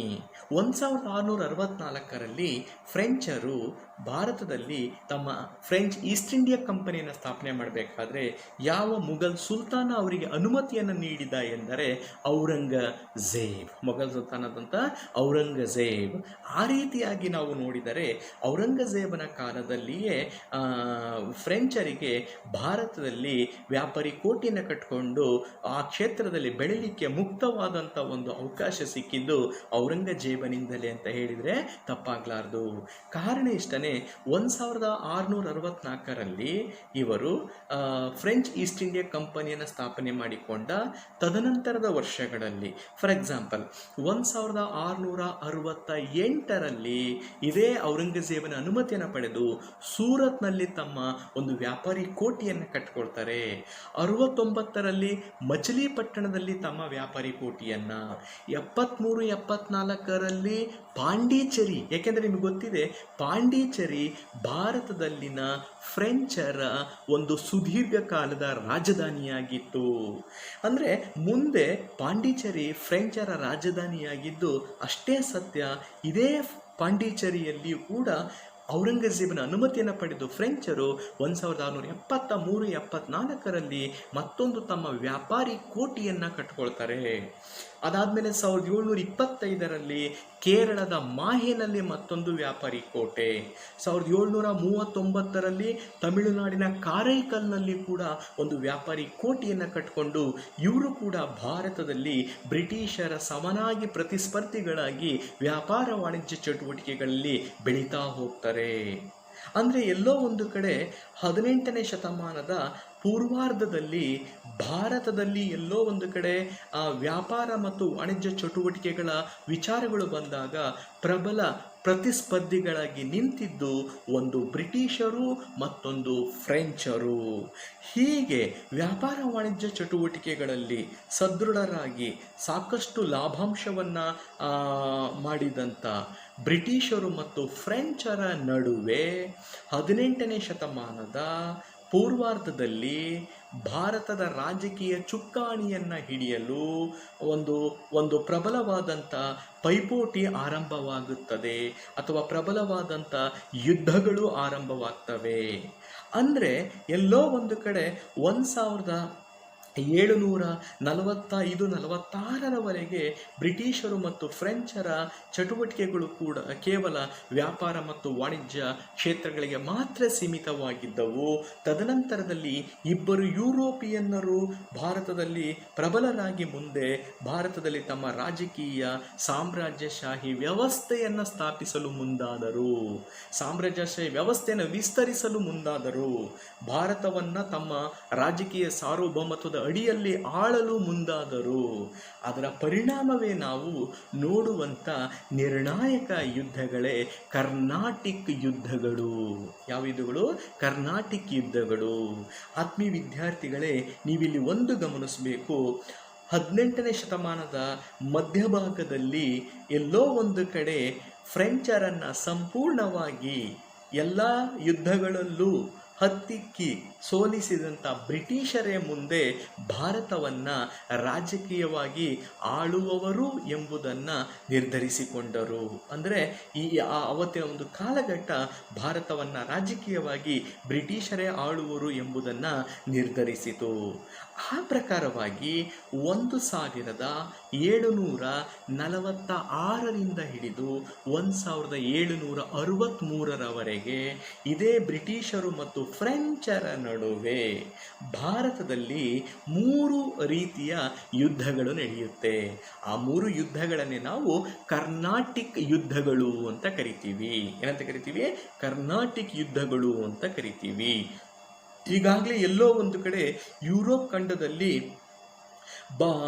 ತಮ್ಮ ಸಾಮ್ರಾಜ್ಯವನ್ನು ವಿಸ್ತರಣೆ ಮಾಡಲಿಕ್ಕೆ ಅಂತ ಬ್ರಿಟಿಷರು ಮತ್ತು ಫ್ರೆಂಚರ ನಡುವೆ ನಿರಂತರವಾದ ಯುದ್ಧಗಳು ನಡೀತಾ ಇತ್ತು. ಅಲ್ಲಿನ ಒಂದು ಹೋರಾಟ ಭಾರತದಲ್ಲಿಯೂ ಕೂಡ ಮರುಕಳಿಸುತ್ತೆ. ಅದರ ಪರಿಣಾಮ 1746ರಿಂದ 63ರವರೆಗೆ 3 ಕರ್ನಾಟಿಕ್ ಯುದ್ಧಗಳು ನಡೆಯುತ್ತೆ. ಕರ್ನಾಟಿಕ್ ಭಾಗ ಅಂದರೆ ಇವತ್ತಿನ ದಕ್ಷಿಣ ಭಾರತದ ಆಂಧ್ರ ಪ್ರದೇಶ ಮತ್ತು ತಮಿಳುನಾಡಿನ ಹಿನ್ನಾಡಿನ ಭೂಭಾಗವನ್ನು, ಏನು ಪೂರ್ವದ ಈ ಕೋರಮಂಡಲ ತೀರ ಪ್ರದೇಶ ಇದೆಯಲ್ಲ, ಅಂದರೆ ಅಂದಿನ ಆಂಧ್ರ ಮತ್ತು ತಮಿಳುನಾಡಿನ ಈ ಕೋರಮಂಡಲ ಪೂರ್ವ ಕರಾವಳಿ ತೀರ ಪ್ರದೇಶದ ಹಿನ್ನಾಡಿನ ಭೂಭಾಗವನ್ನು ಕರ್ನಾಟಿಕ್ ಅಂತ ಕರೀತಾ ಇದ್ರು.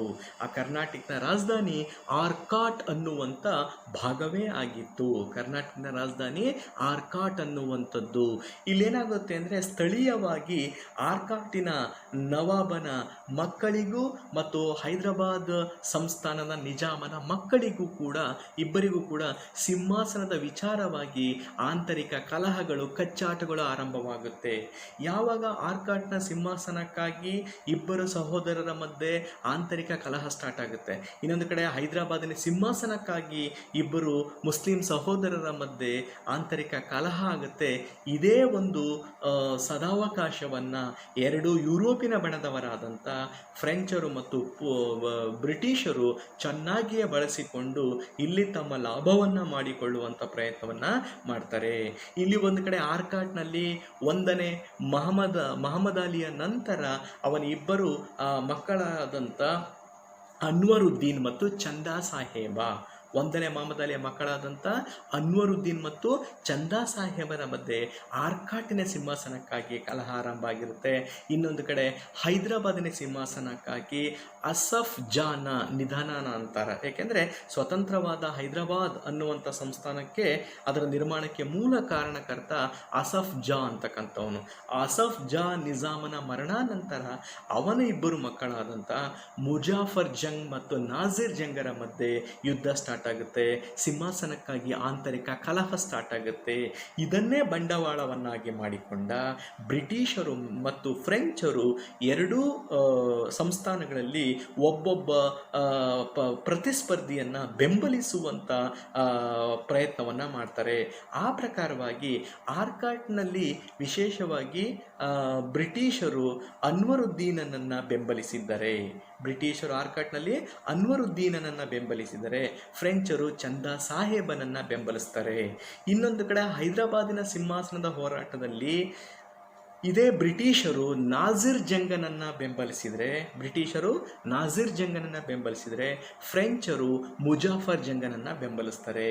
ಇದರ ಪರಿಣಾಮವಾಗಿಯೇ 1746ರಿಂದ 48ರವರೆಗೆ 1ನೇ ಕರ್ನಾಟಿಕ್ ಯುದ್ಧ ಸ್ಥಳೀಯವಾಗಿಯೂ ಕೂಡ ಒಂದು ಕಡೆ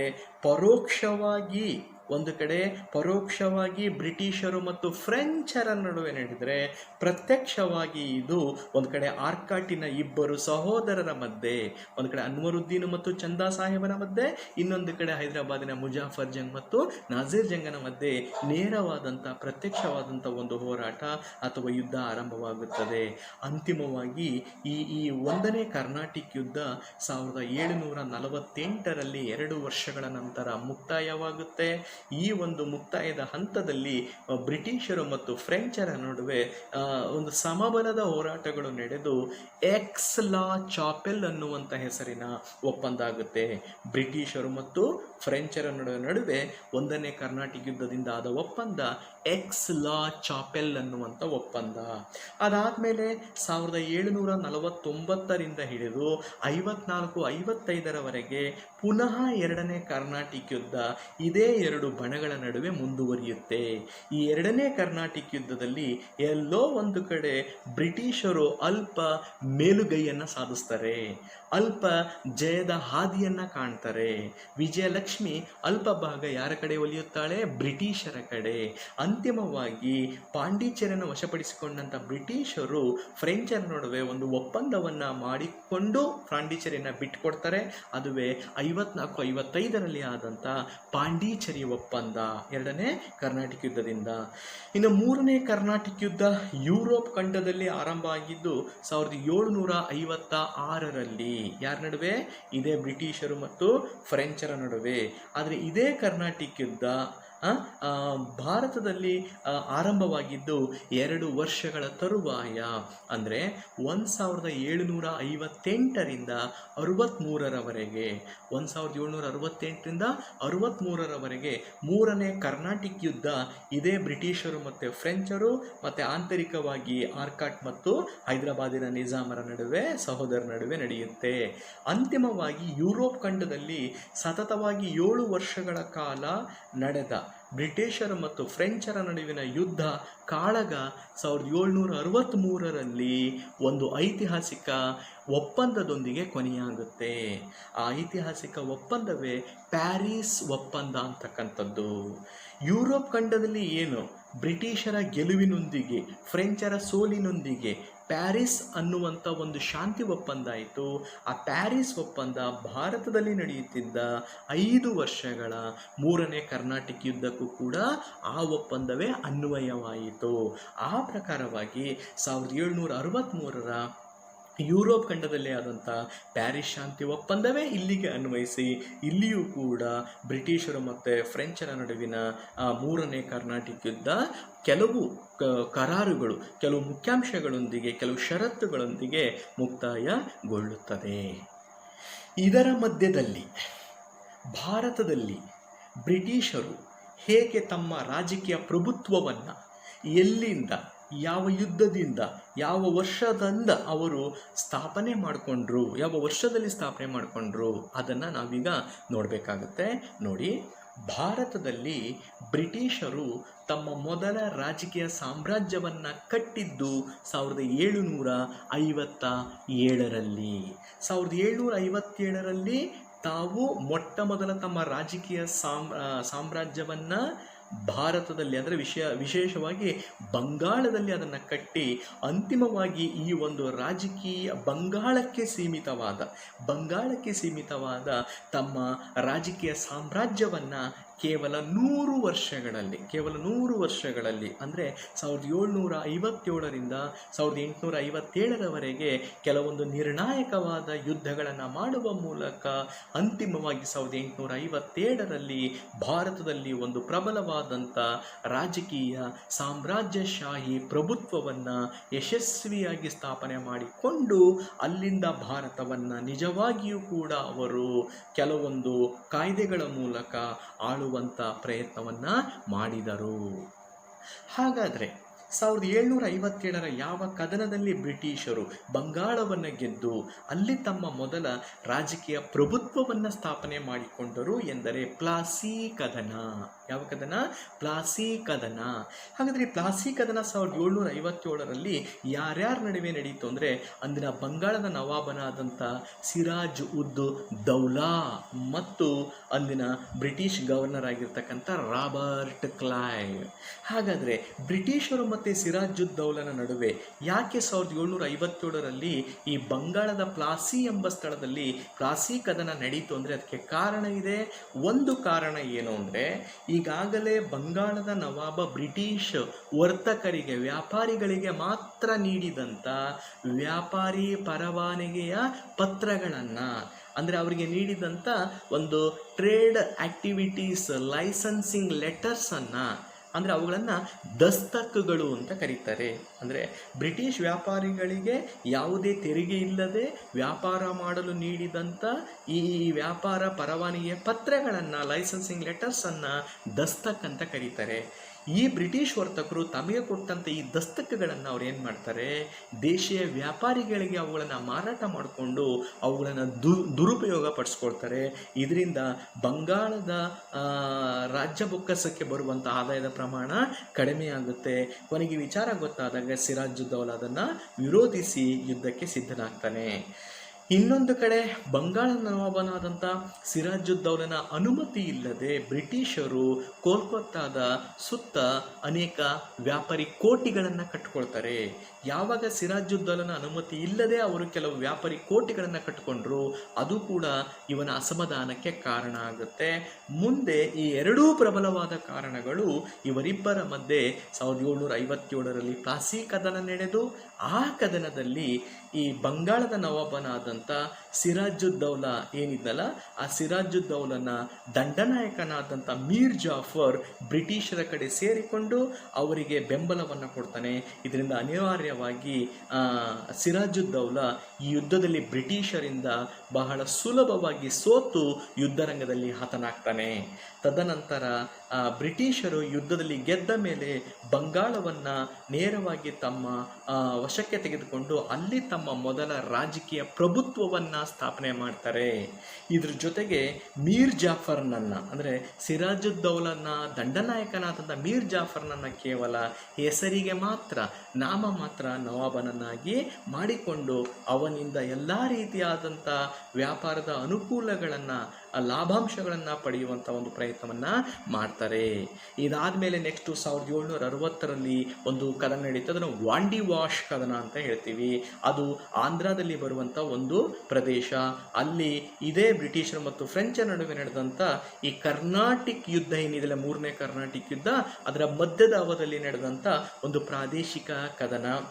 ಮತ್ತು ಇಲ್ಲಿ ಇನ್ನೊಂದು ಗಮನಿಸಬೇಕು, 1760ರ ಸಂದರ್ಭದಲ್ಲಿ ಬಂಗಾಳದ ನವಾಬ ಹುದ್ದೆಯನ್ನು ಮೀರ್ ಜಾಫರ್ ಕಳ್ಕೊಂಡು ಅವನ ಅಳಿಯ ಮೀರ್ ಖಾಸಿಮ್ ಆಗಲೇ ಬಂಗಾಳದ ನವಾಬನಾಗಿರ್ತಾನೆ. ಅಂದರೆ ಬ್ರಿಟಿಷರು ಎಲ್ಲೋ ಒಂದು ಕಡೆ ತಾವು ತಮ್ಮ ರಾಜಕೀಯ ಹಿತಾಸಕ್ತಿಯನ್ನು ಕಾಪಾಡ್ಕೊಳ್ಳೋದಕ್ಕೆ, ವ್ಯಾಪಾರದ ಹಿತಾಸಕ್ತಿಯನ್ನು ಕಾಪಾಡ್ಕೊಳ್ಳೋದಕ್ಕೆ ಒಬ್ಬರ ವಿರುದ್ಧ ಮತ್ತೊಬ್ಬರನ್ನು ವಿವಿಧ ಕಾಲಘಟ್ಟಗಳಲ್ಲಿ ಎತ್ತಿ ಕಟ್ಟುವಂಥ ಪ್ರಯತ್ನವನ್ನು ಮಾಡಿದರು, ಮುಂದೂ ಕೂಡ ಮಾಡ್ತಾನೆ ಹೋದರು.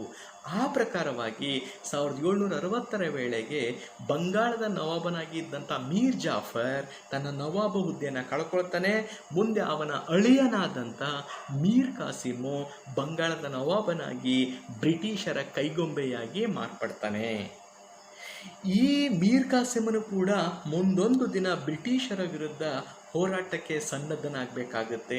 ಹಾಗೆ ಮೀರ್ ಖಾಸಿಮನು ಆರಂಭಿಸಿದಂಥ ಬ್ರಿಟಿಷರ ವಿರುದ್ಧದ ಒಂದು ಯುದ್ಧವೇ 1764ರ ಬಕ್ಸರ್ ಕದನ. ಪ್ಲಾಸಿ ಅನ್ನೋದು ಇವತ್ತಿನ ಬಂಗಾಳ ಭಾಗದಲ್ಲಿ ಬಂದರೆ, ಬಕ್ಸರ್ ಅಂತಕ್ಕಂಥದ್ದು ಇವತ್ತಿನ ಬಿಹಾರ ಭಾಗದಲ್ಲಿ ಬರುವಂಥ ಪ್ರದೇಶ. ಈ ಬಿಹಾರದ ಬಕ್ಸರ್ ಎಂಬ ಸ್ಥಳದಲ್ಲಿ ನಡೆದ ಕದನವೇ ಬಕ್ಸರ್ ಕದನ. ಹಾಗಾದರೆ ಈ ಬಕ್ಸರ್ ಕದನದಲ್ಲಿ ಯಾವ ದೇಶೀಯ 3 ತ್ರಿಪಕ್ಷೀಯ ಒಕ್ಕೂಟಗಳು ರಚನೆಯಾಗಿತ್ತು ಬ್ರಿಟಿಷರ ವಿರುದ್ಧ ಎಂದರೆ, ಬಕ್ಸರ್ ಕದನದಲ್ಲಿ ಬಂಗಾಳದ ನವಾಬನಾದಂಥ ಮೀರ್ ಖಾಸಿಮ್, ಔಧ್ನ ನವಾಬನಾದಂಥ ಶೂಜ್ ಉದ್ ದೌಲಾ, ಮತ್ತು ಬಂಗಾಳದ ನವಾಬ ಮೀರ್ ಖಾಸಿಮ್, ಮತ್ತು ಈ ಕದನಕ್ಕೆ ಅಂದಿನ ಮೊಘಲ್ ಸುಲ್ತಾನ 2ನೇ ಶಾ ಆಲಂ ಕೂಡ ತನ್ನ ಬೆಂಬಲವನ್ನು ಘೋಷಿಸಿದ್ದ. ಅಂತಿಮವಾಗಿ ಈ ಬಕ್ಸರ್ ಕದನ ಈ ಮೊಘಲ್ ಸುಲ್ತಾನನಾದ 2ನೇ ಶಾ ಆಲಂ ಮತ್ತು ಮೀರ್ ಖಾಸಿಮ್ ಮತ್ತು ಶೂಜ್ ಉದ್ ದೌಲಾ, ಔಧ್ನ ನವಾಬ, ಈ 3 ಜನರ ತ್ರಿಪಕ್ಷೀಯ ಒಕ್ಕೂಟದೊಂದಿಗೆ ಬ್ರಿಟಿಷರ ವಿರುದ್ಧ ನಡೆಯುತ್ತೆ. ಅಂತಿಮವಾಗಿ 1 ವರ್ಷಗಳ ಕಾಲ ನಡೆದಂಥ ಈ ಬಕ್ಸರ್ ಕದನದಲ್ಲಿ ಬ್ರಿಟಿಷರು ಅತ್ಯಂತ ಸುಲಭವಾಗಿ, ಅದರಲ್ಲೂ ವಿಶೇಷವಾಗಿ ಪ್ಲಾಸಿ ಕದನದಲ್ಲಿ ಬ್ರಿಟಿಷರ ಗೆಲುವಿಗೆ ಕಾರಣನಾದವನು ರಾಬರ್ಟ್ ಕ್ಲೈವ್ ಅಂತಕ್ಕಂಥವನು.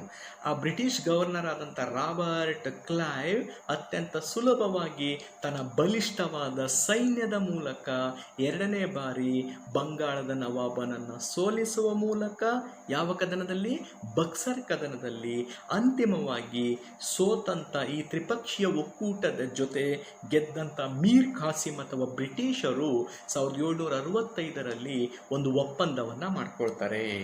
ಆ ಒಪ್ಪಂದವೇ ಅತ್ಯಂತ ಪ್ರಸಿದ್ಧವಾದಂಥ ಅಲಹಾಬಾದ್ ಒಪ್ಪಂದ ಅನ್ನುವಂಥದ್ದು. 1765ರಲ್ಲಿ ಆದಂಥ ಏನು ಈ ಒಂದು ಅಲಹಾಬಾದ್ ಒಪ್ಪಂದ ಅಂತ ನಾವು ಕರಿತೀವಿ, ಈ ಒಪ್ಪಂದ ಆಗಿದ್ದು ಮೀರ್ ಖಾಸಿಮನ ಜೊತೆ ಅಲ್ಲ. ಈ ಒಂದು ಒಪ್ಪಂದ ಆಗಿದ್ದು ಶುಜುದ್ದೌಲನ ಜೊತೆ ಅಲ್ಲ. ಈ ಅಲಹಾಬಾದ್ ಒಪ್ಪಂದ ಆಗಿದ್ದು ಯಾರ ಜೊತೆ ಅಂದರೆ ಅಂದಿನ ಮುಘಲ್ ಸುಲ್ತಾನನಾದಂಥ 2ನೇ ಶಾ ಆಲಂನ ಜೊತೆ 65ರಲ್ಲಿ ಅಲಹಾಬಾದ್ ಒಪ್ಪಂದವನ್ನು ಮಾಡ್ಕೊಳ್ತಾರೆ. ಈ ಒಪ್ಪಂದದ ಪ್ರಕಾರವೇ ಮುಂದೆ ಬ್ರಿಟಿಷರು ಬಂಗಾಳದಲ್ಲಿ ದಿವಾನಿ ಹಕ್ಕನ್ನು ಪಡೆದುಕೊಂಡರು. ಹಾಗಾದರೆ ದಿವಾನಿ ಹಕ್ಕು ಅಂದರೆ ಏನು? ಮುಂದೆ ಬ್ರಿಟಿಷರು ಫಲವತ್ತಾದ ಈ ಬಂಗಾಳ ಮತ್ತು ಬಿಹಾರ ಒರಿಸ್ಸಾ ಭೂಭಾಗಗಳಲ್ಲಿ ಕಂದಾಯವನ್ನು ವಸೂಲಿ ಮಾಡುವಂಥ ಅಧಿಕಾರ, ಅಂದರೆ ಬ್ರಿಟಿಷರು ಬಂಗಾಳವು ಸೇರಿದಂತೆ ಇತರೆ ನೆರೆಯ ಪ್ರದೇಶಗಳಲ್ಲಿ ಭೂಕಂದಾಯವನ್ನು ವಸೂಲಿ ಮಾಡುವಲು ಪಡೆದಂಥ ಒಂದು ಅಧಿಕಾರವೇ ಯಾವ ಒಂದು ಅಧಿಕಾರ? ದಿವಾನಿ ಅಧಿಕಾರ ಅಥವಾ ದಿವಾನಿ ಹಕ್ಕು ಅಂತ ಕರೀತಾರೆ. ಅದನ್ನು ದಿವಾನಿ ರೈಟ್ ಅಂತ ಕರೀತಾರೆ. ಹೀಗೆ ರಾಬರ್ಟ್ ಕ್ಲೈವ್ ಬಂಗಾಳದಲ್ಲಿ ಭೂಕಂದಾಯವನ್ನು ವಸೂಲಿ ಮಾಡುವ ದಿವಾನಿ ಹಕ್ಕನ್ನು ಪಡೆದುಕೊಂಡ ತದನಂತರವೇ ಬಂಗಾಳದಲ್ಲಿ ಅವನು ದ್ವಿಪ್ರಭುತ್ವ ಸರ್ಕಾರ ವ್ಯವಸ್ಥೆಯನ್ನು ಜಾರಿಗೆ ತರ್ತಾನೆ. ದ್ವಿಪ್ರಭುತ್ವ ಸರ್ಕಾರ ವ್ಯವಸ್ಥೆಯನ್ನು ಅವನು ಯಾಕೆ ಜಾರಿಗೆ ತಂದ ಬಂಗಾಳದಲ್ಲಿ ಅಂದರೆ, ಬಂಗಾಳದಲ್ಲಿ ಭೂಕಂದಾಯವನ್ನು ವಸೂಲಿ ಮಾಡಲು, ದಿವಾನಿಯನ್ನು ವಸೂಲಿ ಮಾಡಲು ಈ ದ್ವಿಪ್ರಭುತ್ವ ಸರ್ಕಾರ ವ್ಯವಸ್ಥೆಯನ್ನು 65ರಲ್ಲಿಯೇ ಮೊಟ್ಟ ಮೊದಲ ಬಾರಿಗೆ ಯಾರು ಜಾರಿಗೆ ತರ್ತಾನೆ? ರಾಬರ್ಟ್ ಕ್ಲೈವ್ ಬಂಗಾಳದಲ್ಲಿ ಜಾರಿಗೆ ತರ್ತಾನೆ. ಇದರಿಂದ ಮುಂದೆ ಭಾರತದಲ್ಲಿ ಬ್ರಿಟಿಷರು ಮತ್ತಷ್ಟು ಆರ್ಥಿಕವಾಗಿ ಸದೃಢರಾಗುತ್ತಾ ಹೋದರು, ಸಮೃದ್ಧರಾಗುತ್ತಾ ಹೋದರು. ಈಗಾಗಲೇ ವ್ಯಾಪಾರದ ಮೂಲಕ ಸಾಕಷ್ಟು ಸಂಪನ್ಮೂಲವನ್ನು ಕ್ರೋಢೀಕರಿಸಿಕೊಂಡಿದ್ರು. ಇನ್ನೊಂದು ಕಡೆ ಅವರಿಗೆ ಆದಾಯದ ಮೂಲ ಸಿಕ್ತು, ಅದು ಭಾರತದ ಭೂಕಂದಾಯ. ಇದರಿಂದ ಅವರು ಮತ್ತಷ್ಟು ಹೊಸ ಹೊಸ ಯುದ್ಧದ ಯೋಜನೆಗಳನ್ನು ಯೋಚಿಸಲು ಇದು ಅವರಿಗೆ ಮುಂದೆ ಅನುವನ್ನು ಮಾಡಿಕೊಡುತ್ತದೆ. ಹಾಗಾದರೆ ಭಾರತದಲ್ಲಿ 1757ರ ಪ್ಲಾಸಿ ಕದನದ ಮೂಲಕ ಒಂದು ಪ್ರಬಲವಾದ, ಒಂದು ಸದೃಢವಾದ ರಾಜಕೀಯ ಸಾಮ್ರಾಜ್ಯವನ್ನು ಕಟ್ಟಿಕೊಂಡಂಥ ಬ್ರಿಟಿಷರು ಮುಂದೆ 3 ತರಹದ ವಿಭಿನ್ನ ಯುದ್ಧಗಳ ಮೂಲಕ ತಮ್ಮ ಸಾಮ್ರಾಜ್ಯವನ್ನು 1857ರ ಹೊತ್ತಿಗೆ ವಿಶಾಲವಾಗಿ ವಿಸ್ತರಿಸಿದರು. ಆತ್ಮೀಯ ವಿದ್ಯಾರ್ಥಿಗಳೇ, ಭಾರತದಲ್ಲಿ ಬ್ರಿಟಿಷರು 2 ರೀತಿಯಾಗಿ ತಮ್ಮ ಸಾಮ್ರಾಜ್ಯವನ್ನು ವಿಸ್ತಾರ ಮಾಡ್ಕೊಳ್ತಾರೆ. ಒಂದು ಯುದ್ಧಗಳ ಮೂಲಕ, ಇನ್ನೊಂದು ಯುದ್ಧ ರಹಿತ ಸಿದ್ಧಾಂತಗಳ ಮೂಲಕ. ಫಾರ್ ಎಕ್ಸಾಂಪಲ್ ಸಹಾಯಕ ಸೈನ್ಯ ಪದ್ಧತಿ, ಫಾರ್ ಎಕ್ಸಾಂಪಲ್ ದತ್ತು ಮಕ್ಕಳಿಗೆ ಹಕ್ಕಿಲ್ಲ, for example divide and rule policy ಅಂದರೆ ವಿಭಜಿಸಿ ಆಳು, ಒಡೆದು ಆಳುವ ನೀತಿ. ಇದ್ರ ಜೊತೆಗೆ ಯಾವುದಾದ್ರೂ ಒಂದು ಸಂಸ್ಥಾನದಲ್ಲಿ ಒಬ್ಬ ಅಸಮರ್ಥ ಹಿಂದೂ ರಾಜ ಅಥವಾ ಸುಲ್ತಾನರಿದ್ದರೆ ಅಲ್ಲಿ ಅರಾಜಕತೆ, ಅಸ್ಥಿರತೆಯ ನೆಪವನ್ನೂ ಒಡ್ಡಿ ಆ ಸಂಸ್ಥಾನಗಳನ್ನು ಬಹಳ ಸುಲಭವಾಗಿ ಯುದ್ಧವಿಲ್ಲದೆ ತಮ್ಮ ವಶಕ್ಕೆ ತೆಗೆದುಕೊಳ್ತಾ ಇದ್ರು. ಹಾಗಾದರೆ 1857ರ ವೇಳೆಗೆ ಭಾರತದಲ್ಲಿ ಬ್ರಿಟಿಷರು ಯಾವ 3 ಯುದ್ಧಗಳ ಮೂಲಕ, ಯಾರ ವಿರುದ್ಧವಾಗಿ ಮಾಡುವ ಮೂಲಕ ತಮ್ಮ ಒಂದು ಸಾರ್ವಭೌಮತ್ವ ಸಾಮ್ರಾಜ್ಯಶಾಹಿ ಸಾಮ್ರಾಜ್ಯವನ್ನು ವಿಸ್ತರಿಸಿಕೊಂಡರು ಎಂದರೆ, ಮೊದಲನೆಯದಾಗಿ ಆಂಗ್ಲೋ ಮೈಸೂರು ಯುದ್ಧಗಳು, 4 ಆಂಗ್ಲೋ ಮೈಸೂರು ಯುದ್ಧಗಳು, 3 ಆಂಗ್ಲೋ ಮರಾಠ ಯುದ್ಧಗಳು ಮತ್ತು 2 ಆಂಗ್ಲೋ ಸಿಖ್ ಯುದ್ಧಗಳು. ಮೊದಲನೇದು 4 ಆಂಗ್ಲೋ ಮೈಸೂರು ಯುದ್ಧಗಳು, ಎರಡನೇದು 3 ಆಂಗ್ಲೋ ಮರಾಠ ಯುದ್ಧಗಳು, 4ನೇದು 2 ಆಂಗ್ಲೋ ಸಿಖ್ ಯುದ್ಧಗಳು. ಈ 3 ತರಹದ ಯುದ್ಧಗಳ ಮೂಲಕ ತಮ್ಮ ಸಾಮ್ರಾಜ್ಯವನ್ನು ಭಾರತದಲ್ಲಿ ವಿಸ್ತರಿಸಿಕೊಂಡರು. ನಿಮ್ಮೆಲ್ಲರಿಗೂ ಗೊತ್ತಿದೆ, 4 ಆಂಗ್ಲೋ ಮೈಸೂರು ಯುದ್ಧಗಳು ಹೈದರ್ ಅಲಿ ಮತ್ತು ಟಿಪ್ಪುವಿನ ನಡುವೆ ಬ್ರಿಟಿಷರು ಮಾಡಿದಂಥ ಯುದ್ಧಗಳು. ಅದರಲ್ಲಿ ಒಂದನೇ ಆಂಗ್ಲೋ ಮೈಸೂರು ಯುದ್ಧ 1767ರಿಂದ 69ರವರೆಗೆ ನಡೀತು. 67ರಿಂದ 69 ಹೈದರ್ ಅಲಿ ಮತ್ತು ಬ್ರಿಟಿಷರ ನಡುವೆ ನಡೀತು. ಆ ಸಂದರ್ಭದ ಬಂಗಾಳದ ಗವರ್ನರ್ ಯಾರು ಅಂದರೆ ರಾಬರ್ಟ್ ಕ್ಲೈವ್ ಆಗಿದ್ದ. ಯಾರಾಗಿದ್ದ? ರಾಬರ್ಟ್ ಕ್ಲೈವ್ ಆಗಿದ್ದ. ಹಾಗಾದರೆ ಯುದ್ಧದ ಫಲಿತಾಂಶ ಏನು ಅಂದರೆ ಹೈದರ್ ಅಲಿಯ ಗೆಲುವು, ಬ್ರಿಟಿಷರ ಸೋಲು. ಹೀಗೆ ಗೆದ್ದ ಹೈದರ್ ಅಲಿ ಮತ್ತು ಬ್ರಿಟಿಷರ ನಡುವೆ 1769ರಲ್ಲಿ ಒಂದು ಒಪ್ಪಂದ ಆಗುತ್ತೆ. ಆ ಒಪ್ಪಂದವನ್ನೇ ನಾವು ಮಡ್ರಾಸ್ ಒಪ್ಪಂದ ಅಂತ ಕರಿತೀವಿ. ಯಾವ ಒಪ್ಪಂದ ಕರಿತೀವಿ? ಮಡ್ರಾಸ್ ಒಪ್ಪಂದ ಅಂತ ಕರಿತೀವಿ. ಅದೇ ಥರ ಎರಡನೇ ಆಂಗ್ಲೋ ಮೈಸೂರು ಯುದ್ಧ 2 ಹಂತಗಳಲ್ಲಿ ನಡೆಯುತ್ತೆ. ಅದು ಹೈದರ್ ಅಲಿ ಮತ್ತು ಟಿಪ್ಪು ಇಬ್ಬರ ವಿರುದ್ಧವಾಗಿಯೂ ಬ್ರಿಟಿಷರು ಮಾಡ್ತಾರೆ. 1780ರಿಂದ 82 ಮೊದಲ ಹಂತ, 82ರಿಂದ 84 ಎರಡನೇ ಹಂತ. 1780ರಿಂದ 82ರವರೆಗೆ ಹೈದರ್ ಅಲಿ ಮಾಡ್ತಾನೆ.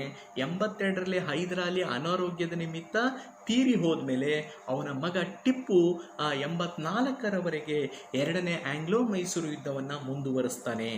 ಹಾಗಾದರೆ ಎರಡನೇ ಆಂಗ್ಲೋ ಮೈಸೂರು ಯುದ್ಧದ ಸಂದರ್ಭದಲ್ಲಿದ್ದ ಬಂಗಾಳದ ಗವರ್ನರ್ ಜನರಲ್ ಯಾರು ಅಂದರೆ ವಾರನ್ ಹೇಸ್ಟಿಂಗ್ಸ್ ಆಗಿದ್ದ. ಯಾರು? Warren Hastings. ಇವನು ಬಂಗಾಳದ ಪ್ರಥಮ governor general, British governor general ಇವನಾಗಿದ್ದ. ಹಾಗಾದರೆ ಯುದ್ಧದ ಫಲಿತಾಂಶ ಏನು ಅಂತಂದರೆ ಟಿಪ್ಪುವಿನ ಗೆಲುವು, ಬ್ರಿಟಿಷರ ಸೋಲಾಗುತ್ತೆ. ಈ ಸೋಲು ಗೆಲುವುಗಳ ಮಧ್ಯೆ ಇಬ್ಬರ ನಡುವೆ ಆದಂಥ ಒಂದು ಒಪ್ಪಂದವೇ ಮಂಗಳೂರು ಒಪ್ಪಂದ. ಮಂಗಳೂರು ಒಪ್ಪಂದ ಅಂದರೆ ಗೆದ್ದಂಥ ಟಿಪ್ಪು, ಸೋತ ಬ್ರಿಟಿಷರ ನಡುವೆ ಎರಡನೇ ಒಪ್ಪಂದ ಆಗುತ್ತೆ, ಅದು ಮಂಗಳೂರು ಒಪ್ಪಂದ. ಮೂರನೇ ಆಂಗ್ಲೋ ಮೈಸೂರು ಯುದ್ಧ 2 ವರ್ಷ ನಡೆಯುತ್ತೆ, 1790ರಿಂದ ಹಿಡಿದು 92. ಹಾಗಾದರೆ ಮೂರನೇ ಆಂಗ್ಲೋ ಮೈಸೂರು ಯುದ್ಧ ನಡೆದಿದ್ದು ಇದೇ ಟಿಪ್ಪು ಸುಲ್ತಾನ್ ಮತ್ತು ಬ್ರಿಟಿಷರ ಮಧ್ಯೆ. ಈ ಮೂರನೇ ಆಂಗ್ಲೋ ಮೈಸೂರು ಯುದ್ಧದ ಸಂದರ್ಭದ ಬ್ರಿಟಿಷ್ ಗವರ್ನರ್ ಜನರಲ್ ಯಾರು ಬಂಗಾಳದಲ್ಲಿ ಅಂದರೆ ಲಾರ್ಡ್ ಕಾರ್ನ್ವಾಲಿಸ್. ಯಾರು? Lord Cornwallis. ಹಾಗಾದರೆ ಈ ಯುದ್ಧದ ಫಲಿತಾಂಶ ಟಿಪ್ಪುವಿನ ಹೀನಾಯ ಸೋಲು, ಬ್ರಿಟಿಷರ ಗೆಲುವು. ಟಿಪ್ಪುವಿನ ಸೋಲು, ಬ್ರಿಟಿಷರ ಗೆಲುವು. ಗೆದ್ದಂಥ ಬ್ರಿಟಿಷರು ಮತ್ತು ಸೋತಂಥ ಟಿಪ್ಪುವಿನ ನಡುವೆ ಮತ್ತೊಂದು ಐತಿಹಾಸಿಕ ಒಪ್ಪಂದ ಆಗುತ್ತೆ, ಅದುವೇ ಶ್ರೀರಂಗಪಟ್ಟಣ ಒಪ್ಪಂದ. ಈ ಒಪ್ಪಂದದ ಪ್ರಕಾರವೇ ಸೋತಂಥ ಟಿಪ್ಪು ಬ್ರಿಟಿಷರಿಗೆ ತನ್ನ ಮೈಸೂರು ರಾಜ್ಯದ ಅರ್ಧ ಭಾಗವನ್ನು ಬಿಟ್ಕೊಡ್ಬೇಕಾಗುತ್ತೆ. ಯುದ್ಧ ನಷ್ಟ ಪರಿಹಾರವಾಗಿ 3 ಕೋಟಿ ಹಣವನ್ನು ಕೊಡಬೇಕಾಗುತ್ತೆ. ಅದು 3 ಕಂತುಗಳಲ್ಲಿ ಹಣವನ್ನು ಕೊಡಬೇಕಾಗುತ್ತೆ. ಆ ಸಂದರ್ಭದಲ್ಲಿ ಅವನು ತನ್ನ 2 ಮಕ್ಕಳನ್ನು ಆ 3 ಕಂತುಗಳಲ್ಲಿ ಹಣವನ್ನು ತೀರಿಸುವವರೆಗೆ ಬ್ರಿಟಿಷ್ ಸರ್ಕಾರದಲ್ಲಿ ಒತ್ತೆ ಇಡ್ತಾನೆ. ಇನ್ನು 4ನೇ ಆಂಗ್ಲೋ ಮೈಸೂರು ಯುದ್ಧ ಅದು 1799ರಲ್ಲಿ ಅಂತಿಮವಾಗಿ ಬ್ರಿಟಿಷರು ಮತ್ತು ಟಿಪ್ಪುವಿನ ನಡುವೆ ನಡೆದಂಥ ಯುದ್ಧ. ಈ ಯುದ್ಧಕ್ಕೆ ಕಾರಣ ಏನು ಅಂತಂದರೆ 1798ರಲ್ಲಿ ಲಾರ್ಡ್ ವೆಲ್ಲೆಸ್ಲಿ ಸಹಾಯಕ ಸೈನ್ಯ ಪದ್ಧತಿನ ಜಾರಿಗೆ ತಂದಿದ್ದ. ಬ್ರಿಟಿಷರು ಆಗ ಟಿಪ್ಪುವಿಗೆ ನೀನು ಸಹಾಯಕ ಸೈನಿಕ ಪದ್ಧತಿಗೆ ಸಹಿಯನ್ನು ಹಾಕು, ಇಲ್ಲ ನಮ್ಮ ಜೊತೆ ಯುದ್ಧಕ್ಕೆ ರೆಡಿಯಾಗು ಅಂತ ಹೇಳ್ತಾರೆ. ಆಗ ಟಿಪ್ಪು ಸಹಾಯಕ ಸೈನಿಕ ಪದ್ಧತಿಗೆ ಸಹಿ ಹಾಕಲಿಲ್ಲ. ಬದಲಿಗೆ 1799ರಲ್ಲಿ ಬ್ರಿಟಿಷರ ವಿರುದ್ಧ 4ನೇ ಆಂಗ್ಲೋ ಮೈಸೂರು ಯುದ್ಧಕ್ಕೆ ಸಿದ್ಧನಾಗ್ತಾನೆ. ಇಲ್ಲಿ ಒಂದು ಗಮನಿಸಬೇಕು, ಟಿಪ್ಪುವಿಗೆ 3ನೇ ಆಂಗ್ಲೋ ಮೈಸೂರು ಯುದ್ಧ ಮತ್ತು 4ನೇ ಆಂಗ್ಲೋ ಮೈಸೂರು ಯುದ್ಧದಲ್ಲಿ ಮರಾಠರಿಂದಲೂ ಯಾವ ಸೈನಿಕ ಸಹಾಯ ಸಿಗಲಿಲ್ಲ, ಹೈದರಾಬಾದ್ ನಿಜಾಮನಿಂದಲೂ ಯಾವ ಸೈನಿಕ ಸಹಾಯ ಸಿಗಲಿಲ್ಲ. ಅವರೆಲ್ಲೋ ಒಂದು ಕಡೆ ಪರೋಕ್ಷವಾಗಿ ಬ್ರಿಟಿಷರಿಗೆ ಸಹಾಯವನ್ನು ಮಾಡ್ತಾರೆ. ಇದರಿಂದ 4ನೇ ಆಂಗ್ಲೋ ಮೈಸೂರು ಯುದ್ಧದಲ್ಲಿ ಟಿಪ್ಪು ಏಕಾಂಗಿಯಾಗಿ ಹೋರಾಟವನ್ನು ಮಾಡ್ತಾ ಶ್ರೀರಂಗಪಟ್ಟಣದ ಕೋಟೆಯಲ್ಲಿ ಅವನು ವೀರ ಹೋರಾಟವನ್ನು ಮಾಡಿ ವೀರ ಮರಣವನ್ನು ಹೊಂತಾನೆ. ಅಂತಿಮವಾಗಿ 4ನೇ ಆಂಗ್ಲೋ ಮೈಸೂರು ಯುದ್ಧದಲ್ಲಿ 99ರಲ್ಲಿ ಗೆಲುವನ್ನು ಸಾಧಿಸಿದಂಥ ಬ್ರಿಟಿಷರು ಸಮಸ್ತ ಮೈಸೂರನ್ನು ವಶಪಡಿಸಿಕೊಂಡು ಅದನ್ನು 4 ಭಾಗಗಳನ್ನಾಗಿ ವಿಂಗಡಣೆ ಮಾಡ್ತಾರೆ. ಅದರಲ್ಲಿ ಒಂದು ಭಾಗವನ್ನು ಬ್ರಿಟಿಷರು ತಾವಿಟ್ಕೊಂಡ್ರೆ, ಇನ್ನೊಂದು ಭಾಗವನ್ನು ಹೈದರಾಬಾದಿನ ನಿಜಾಮನಿಗೂ, ಮತ್ತೊಂದು ಭಾಗವನ್ನು ಮರಾಠರಿಗೂ, ಮತ್ತು ಹಳೆಯ ಮೈಸೂರು ಸೀಮೆಯನ್ನು ಅಂದರೆ 9 ಜಿಲ್ಲೆಗಳ ಹಳೆಯ ಮೈಸೂರು ಭಾಗವನ್ನು ಮೈಸೂರು ಸಂಸ್ಥಾನದ ಒಡೆಯರ್ ವಂಶಸ್ಥರಿಗೆ ಬಿಟ್ಟುಕೊಡ್ತಾರೆ. ಹೀಗೆ 4 ಆಂಗ್ಲೋ ಮೈಸೂರು ಯುದ್ಧಗಳ ಮೂಲಕ ಬ್ರಿಟಿಷರು ನಮ್ಮ ದಕ್ಷಿಣ ಭಾರತದ ಮೈಸೂರು ಸಂಸ್ಥಾನದ ಮೇಲೂ ಕೂಡ ತಮ್ಮ ರಾಜಕೀಯ ಹಿಡಿತವನ್ನು, ಪರಮಾಧಿಕಾರವನ್ನು ಸ್ಥಾಪಿಸಿದರು. ಅಂತಿಮವಾಗಿ ಎರಡನೇದಾಗಿ ನಾವು ನೋಡೋದಾದರೆ ಆಂಗ್ಲೋ ಮರಾಠ ಯುದ್ಧಗಳು. ಬ್ರಿಟಿಷರು ಮತ್ತು ಮರಾಠರ ನಡುವೆ 3 ಆಂಗ್ಲೋ ಮರಾಠ ಯುದ್ಧಗಳಾಗುತ್ತೆ. ಅಂದರೆ 1761ರಲ್ಲಿ 3ನೇ ಪಾಣಿಪಟ್ ಕದನ ಜರುಗಿ ಆ ಯುದ್ಧದ ನಂತರ ಕಟ್ಟಕಡೆಯ ಮರಾಠ ಪೇಶ್ವೆ ಬಾಲಾಜಿ ಬಾಜಿರಾಯ ನಿಧನವನ್ನು ಹೊಂದಿದ ನಂತರ 1761ರ ನಂತರ ಒಕ್ಕೂಟ ಮರಾಠ ರಾಜ್ಯ ವಿಘಟನೆಯಾಗುತ್ತೆ. ಒಕ್ಕೂಟ ಮರಾಠ ರಾಜ್ಯ 1761ರ 3ನೇ ಪಾಣಿಪಟ್ ಕದನದ ಮೂಲಕ ವಿಘಟನೆಯಾದಾಗ ಅನೇಕ ಪ್ರತ್ಯೇಕವಾದಂಥ ಮರಾಠ ಸಂಸ್ಥಾನಗಳು, ಮನೆತನಗಳು ಅಸ್ತಿತ್ವಕ್ಕೆ ಬರ್ತವೆ. ಫಾರ್ ಎಕ್ಸಾಂಪಲು ಬರೋಡಾದ ಗಾಯಕ್ವಾಡ್, ಗ್ವಾಲಿಯರ್ನ ಸಿಂಧ್ಯಾ, ಇಂದೋರ್ನ ಹೋಳ್ಕರ್, ಅದೇ ಥರ ಸತಾರದ ಪೇಶ್ವಾ, ಹೀಗೆ ಉತ್ತರ ಭಾರತದ ಬೇರೆ ಬೇರೆ ಕಡೆ ಪ್ರತ್ಯೇಕವಾಗಿ ಕೆಲವು ಮರಾಠ ಸಂಸ್ಥಾನಗಳು, ಕೆಲವು ಮರಾಠ ಮನೆತನಗಳು, ಕೆಲವು ಮರಾಠ ಮುಖಂಡರು, ನಾಯಕರ ಅಸ್ತಿತ್ವಕ್ಕೆ ಬರ್ತಾರೆ. ಬರೋಡಾದ ಗಾಯಕ್ವಾಡು, ಗ್ವಾಲಿಯರ್ನ ಸಿಂಧ್ಯಾ, ಇಂದೋರ್ನ ಹೋಳ್ಕರ್ರು, ಮತ್ತು ಸತಾರದ ಪೇಶ್ವಾ, ಮತ್ತು ಕೊಲ್ಲಾಪುರದ ಮನೆತನ, ಇವುಗಳು ಪ್ರತ್ಯೇಕವಾಗಿ ಅವರವರ ನಾಯಕತ್ವದಲ್ಲಿ ಬ್ರಿಟಿಷರ ವಿರುದ್ಧ ಹೋರಾಟಕ್ಕೆ ಮುಂದಾಗ್ತಾರೆ. ಅದರ ಪರಿಣಾಮವೇ ಈ 4-5 ಮರಾಠ ಮನೆತನಗಳೊಂದಿಗೆ ಬ್ರಿಟಿಷರು 3 ಆಂಗ್ಲೋ ಮರಾಠ ಯುದ್ಧಗಳನ್ನು ಮಾಡಿ ಅವುಗಳಲ್ಲಿಯೂ ಕೂಡ ಗೆಲುವನ್ನು ಸಾಧಿಸಿ ಬಹಳ ಸುಲಭವಾಗಿ ಅಸಂಘಟಿತರಾದಂಥ ಮರಾಠ ನಾಯಕರನ್ನು ಸೋಲಿಸಿ ಅವರ ಕೆಲವು ಪ್ರದೇಶಗಳ ಮೇಲೆ ತಮ್ಮ ರಾಜಕೀಯ ಹಿಡಿತವನ್ನು ಕೂಡ ಸ್ಥಾಪನೆ ಮಾಡ್ತಾರೆ. ಆ ಪ್ರಕಾರವಾಗಿ 1775ರಿಂದ 82ರವರೆಗೆ 1ನೇ ಆಂಗ್ಲೋ ಮರಾಠ ಯುದ್ಧ ನಡೆಯುತ್ತೆ. 1775ರಿಂದ 82ರ ಅವಧಿಯಲ್ಲಿ ನಡೆದಂಥ 1ನೇ ಆಂಗ್ಲೋ ಮರಾಠ ಯುದ್ಧ ಮರಾಠರಿಗೂ ಮತ್ತು ಬ್ರಿಟಿಷರಿಗೂ ನಡೆಯುತ್ತೆ. ಈ 7 ವರ್ಷಗಳ ಅವಧಿಯಲ್ಲಿ ನಡೆದಂಥ 1ನೇ ಆಂಗ್ಲೋ ಮರಾಠ ಯುದ್ಧದ ಸಂದರ್ಭದ ಬ್ರಿಟಿಷ್ ಬಂಗಾಳದ ಗವರ್ನರ್ ಜನರಲ್ ಯಾರು ಅಂದರೆ ವಾರನ್ ಹೇಸ್ಟಿಂಗ್ಸ್ ಆಗಿದ್ದ. ಯಾರು? Warren Hastings.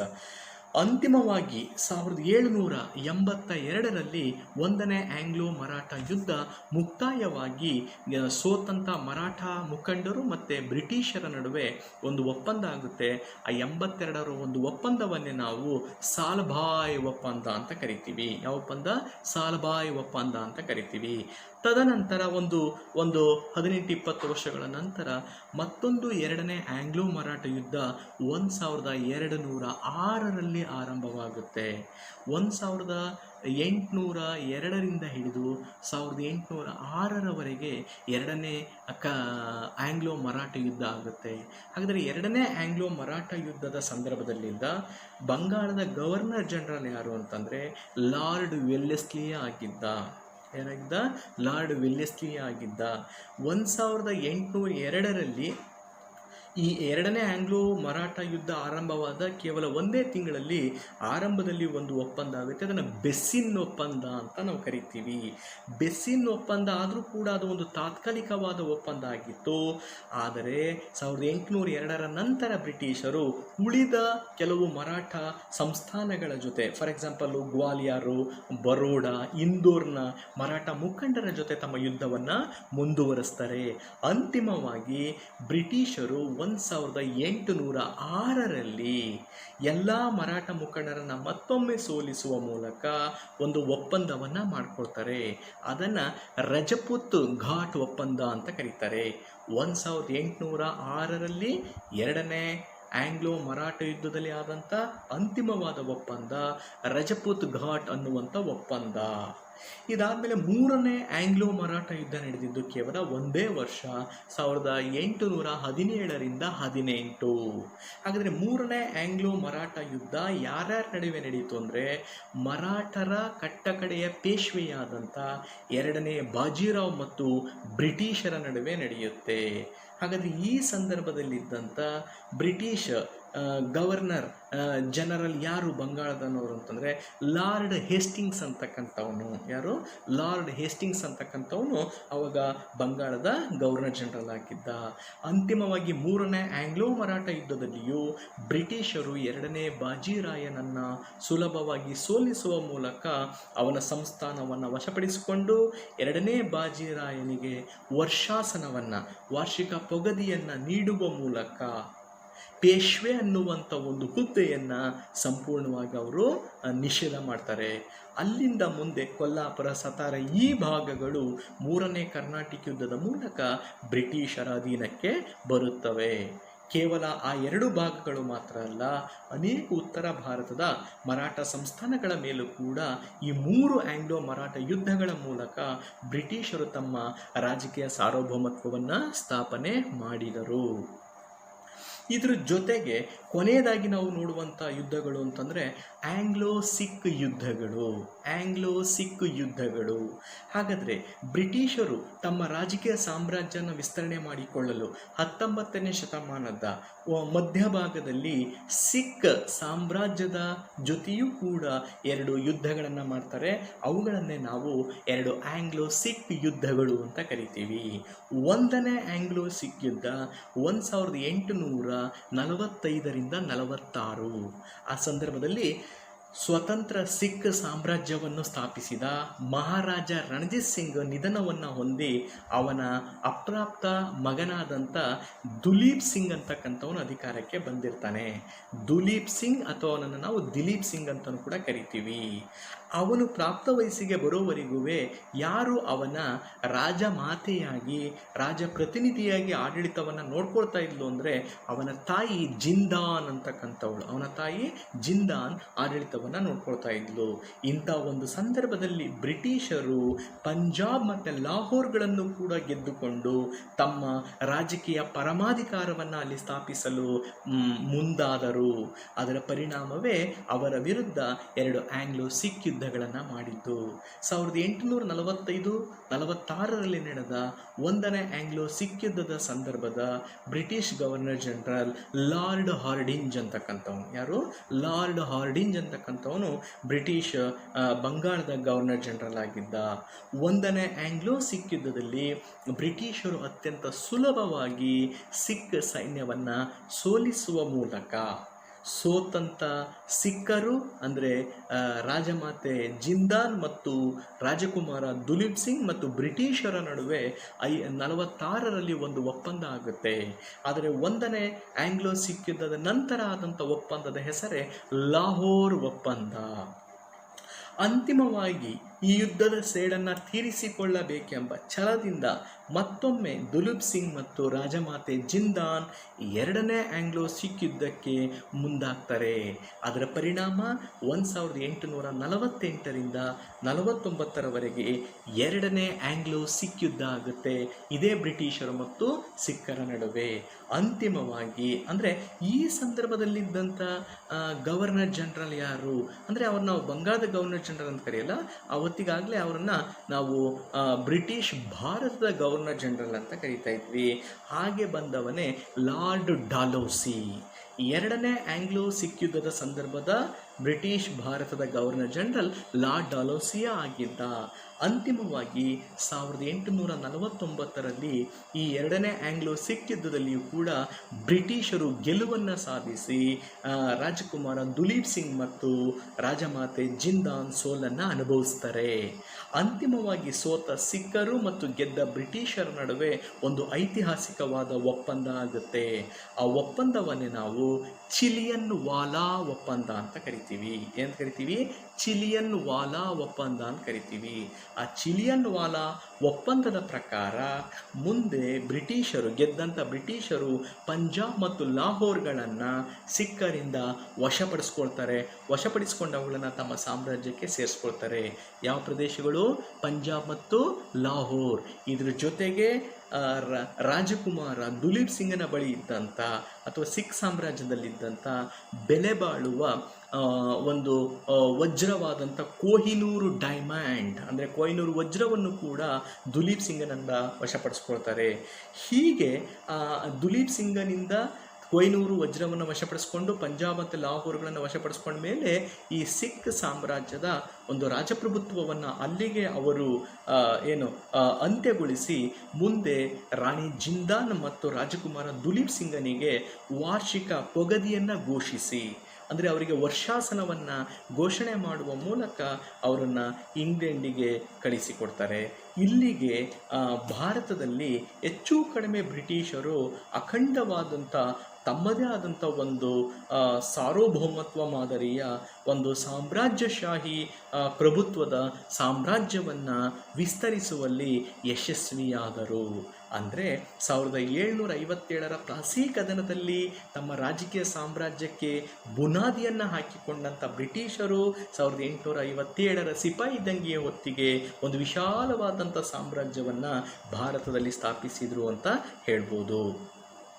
ಇದೇ ಸಂದರ್ಭದಲ್ಲಿ ನಾನು ನಿಮಗೆ 1772ರಿಂದ ಹಿಡಿದು 1857ರವರೆಗೆ ಬಂದಂಥ ಕೆಲವು ಗವರ್ನರ್ ಜನರಲ್ಗಳ ಕೊಡುಗೆಗಳ ಬಗ್ಗೆ ಬಹಳ ಸಂಕ್ಷಿಪ್ತವಾಗಿ ಒಂದು ಅಂಶಗಳನ್ನು ಹೇಳುವಂಥ ಪ್ರಯತ್ನವನ್ನು ಮಾಡ್ತೀನಿ. ಇಲ್ಲಿ ನೋಡಿ, 1772ರಿಂದ ಹಿಡಿದು 1857ರವರೆಗೆ 10ಕ್ಕೂ ಹೆಚ್ಚು ಮಂದಿ ಬ್ರಿಟಿಷ್ ಗವರ್ನರ್ ಜನರಲ್ಗಳು ಬಂಗಾಳದ ಗವರ್ನರ್ ಜನರಲ್ಗಳು ಆಗಿದ್ದರು. ತದನಂತರ ಬ್ರಿಟಿಷ್ ಭಾರತದ ಗವರ್ನರ್ ಜನರಲ್ಗಳು ಕೂಡ ಆಗಿದ್ದರು. ಅವರ ಆಡಳಿತದಲ್ಲಿ ಬಂದಂಥ ಕೆಲವು ಸುಧಾರಣೆಗಳನ್ನು ಕೆಲವು ಅಂಶಗಳ ಮೂಲಕ ನಿಮ್ಮ ಜೊತೆಯಲ್ಲಿ ಹಂಚ್ಕೊಳ್ತೀನಿ. ಫಾರ್ ಎಕ್ಸಾಂಪಲ್, ಬಂಗಾಳದ ಮೊದಲ ಗವರ್ನರ್ ಜನರಲ್ಲು ವಾರನ್ ಹೇಸ್ಟಿಂಗ್ಸ್ ಅಂತಕ್ಕಂಥವನು 1772ರಿಂದ 86ರವರೆಗೆ 14 ವರ್ಷಗಳ ಕಾಲ ವಾರನ್ ಹೇಸ್ಟಿಂಗ್ಸು ಬಂಗಾಳದ ಮೊದಲ ಗವರ್ನರ್ ಜನರಲ್ ಆಗಿ ಆಡಳಿತ ಮಾಡ್ತಾನೆ. ಇವನ ಕಾಲದಲ್ಲೇ 1772ರಲ್ಲಿ ಒಂದು ಸ್ವತಂತ್ರವಾದ ಕಂದಾಯ ಮಂಡಳಿಯನ್ನು ಸ್ಥಾಪನೆ ಮಾಡ್ತಾರೆ. ಅಂದರೆ ಈ ಹಿಂದೆ ಬಂಗಾಳದಲ್ಲಿ ಕಂದಾಯವನ್ನು ವಸೂಲಿ ಮಾಡಲು ರಾಬರ್ಟ್ ಕ್ಲೈವ್ ದ್ವಿಪ್ರಭುತ್ವ ಸರ್ಕಾರ ವ್ಯವಸ್ಥೆನ ಜಾರಿಗೆ ತಂದಿದ್ದ. ಆ ದ್ವಿಪ್ರಭುತ್ವ ಸರ್ಕಾರ ವ್ಯವಸ್ಥೆಯ ಬದಲು ಭೂ ಕಂದಾಯವನ್ನು ವಸೂಲಿ ಮಾಡಲಿಕ್ಕೆ ಅಂತ ವಾರನ್ ಹೇಸ್ಟಿಂಗ್ಸ್, ಬಂಗಾಳದ ಮೊದಲ ಗವರ್ನರ್ ಜನರಲ್, 72ರಲ್ಲಿ ಒಂದು ಸ್ವತಂತ್ರವಾದ ಕಂದಾಯ ಕಮಿಷನ್ ಅಂದರೆ ಮಂಡಳಿಯನ್ನು ಸ್ಥಾಪನೆ ಮಾಡ್ತಾನೆ. ಅದಾದಮೇಲೆ 1773ರಲ್ಲಿ ಇವನು, ನಿಮಗೆಲ್ಲ ಗೊತ್ತಿದೆ, ಈಸ್ಟ್ ಇಂಡಿಯಾ ಕಂಪನಿಯ ಆಡಳಿತ ಮತ್ತು ವ್ಯವಹಾರಗಳ ಮೇಲೆ ನಿಯಂತ್ರಣವನ್ನು ಹೊಂದಲು ಮೊಟ್ಟ ಮೊದಲ ಒಂದು ಐತಿಹಾಸಿಕ ಕಾಯ್ದೆನ ಜಾರಿಗೆ ತರ್ತಾನೆ. ಅದನ್ನು ನಾವು ರೆಗ್ಯುಲೇಟಿಂಗ್ ಆ್ಯಕ್ಟ್ ಅಂತ ಕರಿತೀವಿ. 1773 1773ರ ಈ ಕಾಯ್ದೆಯ ಅನ್ವಯ 74ರಲ್ಲಿ ಕೋಲ್ಕತ್ತಾದಲ್ಲಿ ಮೊಟ್ಟ ಮೊದಲ ಸುಪ್ರೀಂ ಕೋರ್ಟು ಸ್ಥಾಪನೆಯಾಗುತ್ತೆ. 1774ರಲ್ಲಿ ಸ್ಥಾಪನೆಯಾದ ಕೋಲ್ಕತ್ತಾದ ಸುಪ್ರೀಂ ಕೋರ್ಟ್ನ ಮೊದಲ ನ್ಯಾಯಾಧೀಶರು ಸರ್ ಎಲಿಜಾ ಇಂಫೆ ಅಂತಕ್ಕಂಥವ್ರು ಆಗ್ತಾರೆ. ಸರ್ ಎಲಿಜಾ ಇಂಫೆ ಅನ್ನೋರು ಸುಪ್ರೀಂ ಕೋರ್ಟ್ನ ಮೊದಲ ನ್ಯಾಯಾಧೀಶರಾಗಿ 1774ರಲ್ಲಿ ಬರ್ತಾರೆ. ಇದ್ರ ಜೊತೆಗೆ ಇದೇ ವಾರನ್ ಹೇಸ್ಟಿಂಗ್ಸ್ನ ಆಡಳಿತದ ಅವಧಿಯಲ್ಲಿ 1ನೇ ಆಂಗ್ಲೋ ಮರಾಠ ಯುದ್ಧ ನಡೆದಿದ್ದು ಮತ್ತು 2ನೇ ಆಂಗ್ಲೋ ಮೈಸೂರು ಯುದ್ಧ ನಡೆದಿದ್ದು.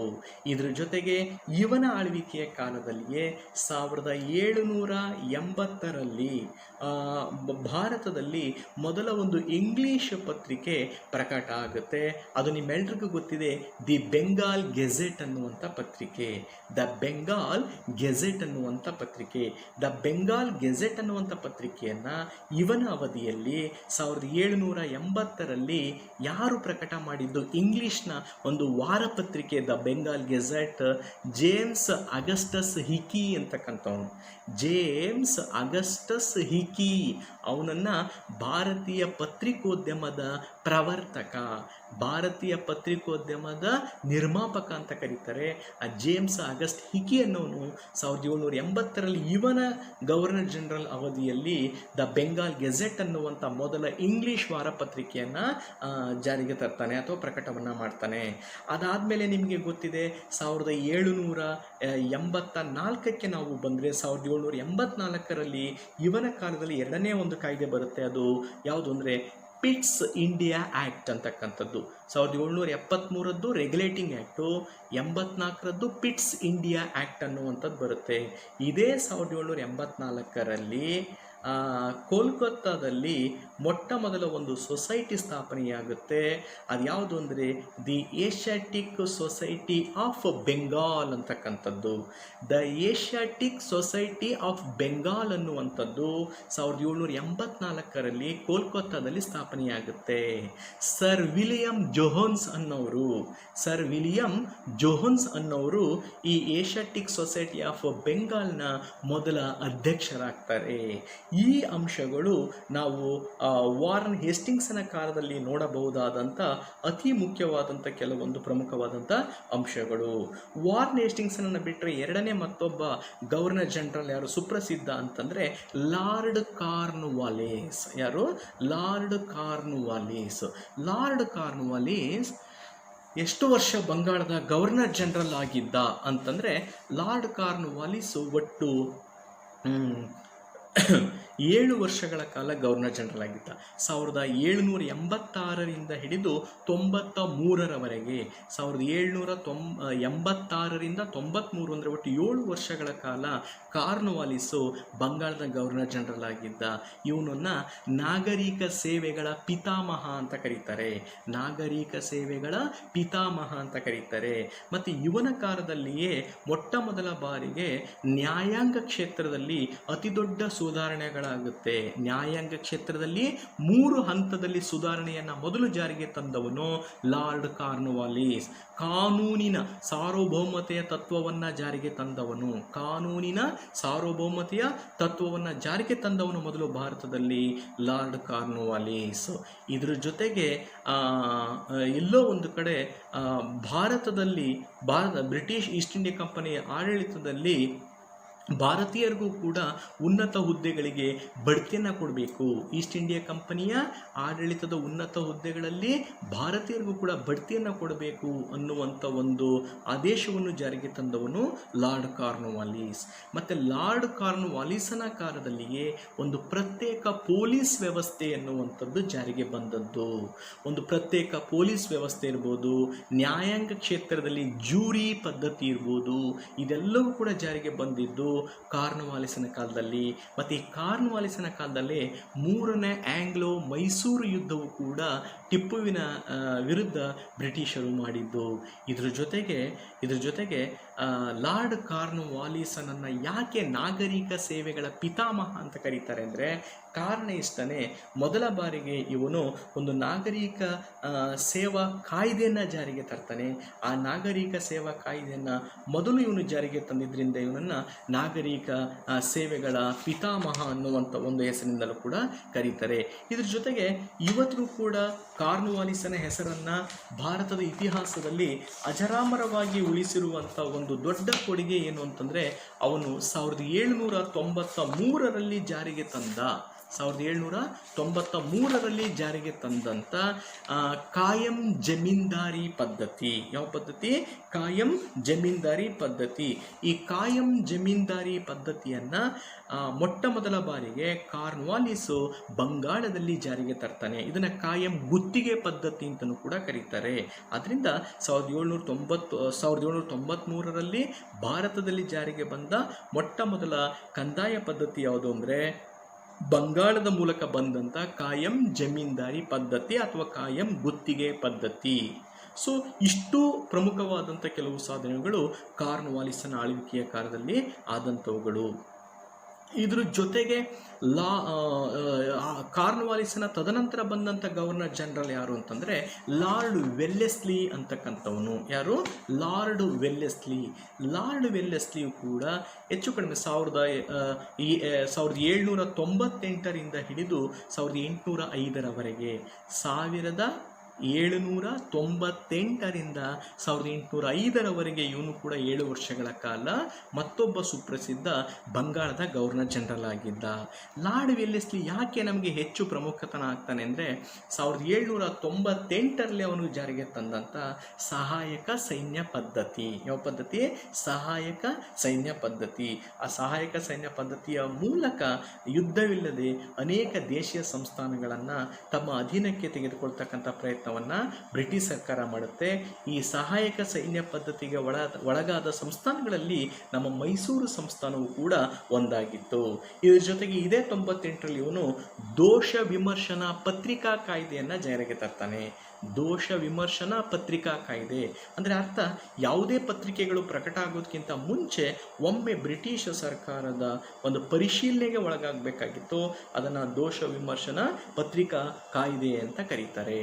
ಇದ್ರ ಜೊತೆಗೆ 1800ರಲ್ಲಿ ಇವನ ಕಾಲದಲ್ಲಿಯೇ ಈ ಕೋಲ್ಕತ್ತಾದ ವಿಲಿಯಂ ಫೋರ್ಟ್ ಅಂತ ನಾನು ಏನು ಹೇಳಿದ್ನಲ್ಲ, ಆ ಕೋಲ್ಕತ್ತಾದ ವಿಲಿಯಂ ಫೋರ್ಟ್ನ ಬಳಿ ಒಂದು ಆಡಳಿತ ತರಬೇತಿ ಕಾಲೇಜನ್ನು ಕೊಡಲಾಗುತ್ತದೆ. ಅಂದರೆ ಈಸ್ಟ್ ಇಂಡಿಯಾ ಕಂಪನಿಯಲ್ಲಿ ನೌಕರರಾಗುವಂಥವರಿಗೆ ಈ ಮೊದಲು ಆಡಳಿತದ ತರಬೇತಿಯನ್ನು ಕೊಡ್ತಾ ಇದ್ರು.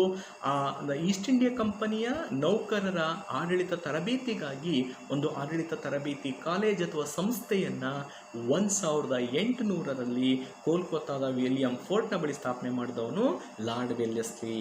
ಇದ್ರ ಜೊತೆಗೆ ಇದೇ ಲಾರ್ಡ್ ವೆಲ್ಲೆಸ್ಲಿಯ ಕಾಲದಲ್ಲಿಯೇ ನಿಮ್ಮೆಲ್ಲರಿಗೂ ಗೊತ್ತಿದೆ 4ನೇ ಆಂಗ್ಲೋ ಮೈಸೂರು ಯುದ್ಧ ಮತ್ತು 2ನೇ ಆಂಗ್ಲೋ ಮರಾಠ ಯುದ್ಧಗಳು ಕೂಡ ನಡೆದದ್ದು. ಇದ್ರ ಜೊತೆಗೆ 1801ರಲ್ಲಿ ಇವನು ಮಡ್ರಾಸ್ನಲ್ಲಿ ಒಂದು ಪ್ರತ್ಯೇಕವಾದಂಥ ಸುಪ್ರೀಂ ಕೋರ್ಟನ್ನು ಸ್ಥಾಪನೆ ಮಾಡ್ತಾನೆ.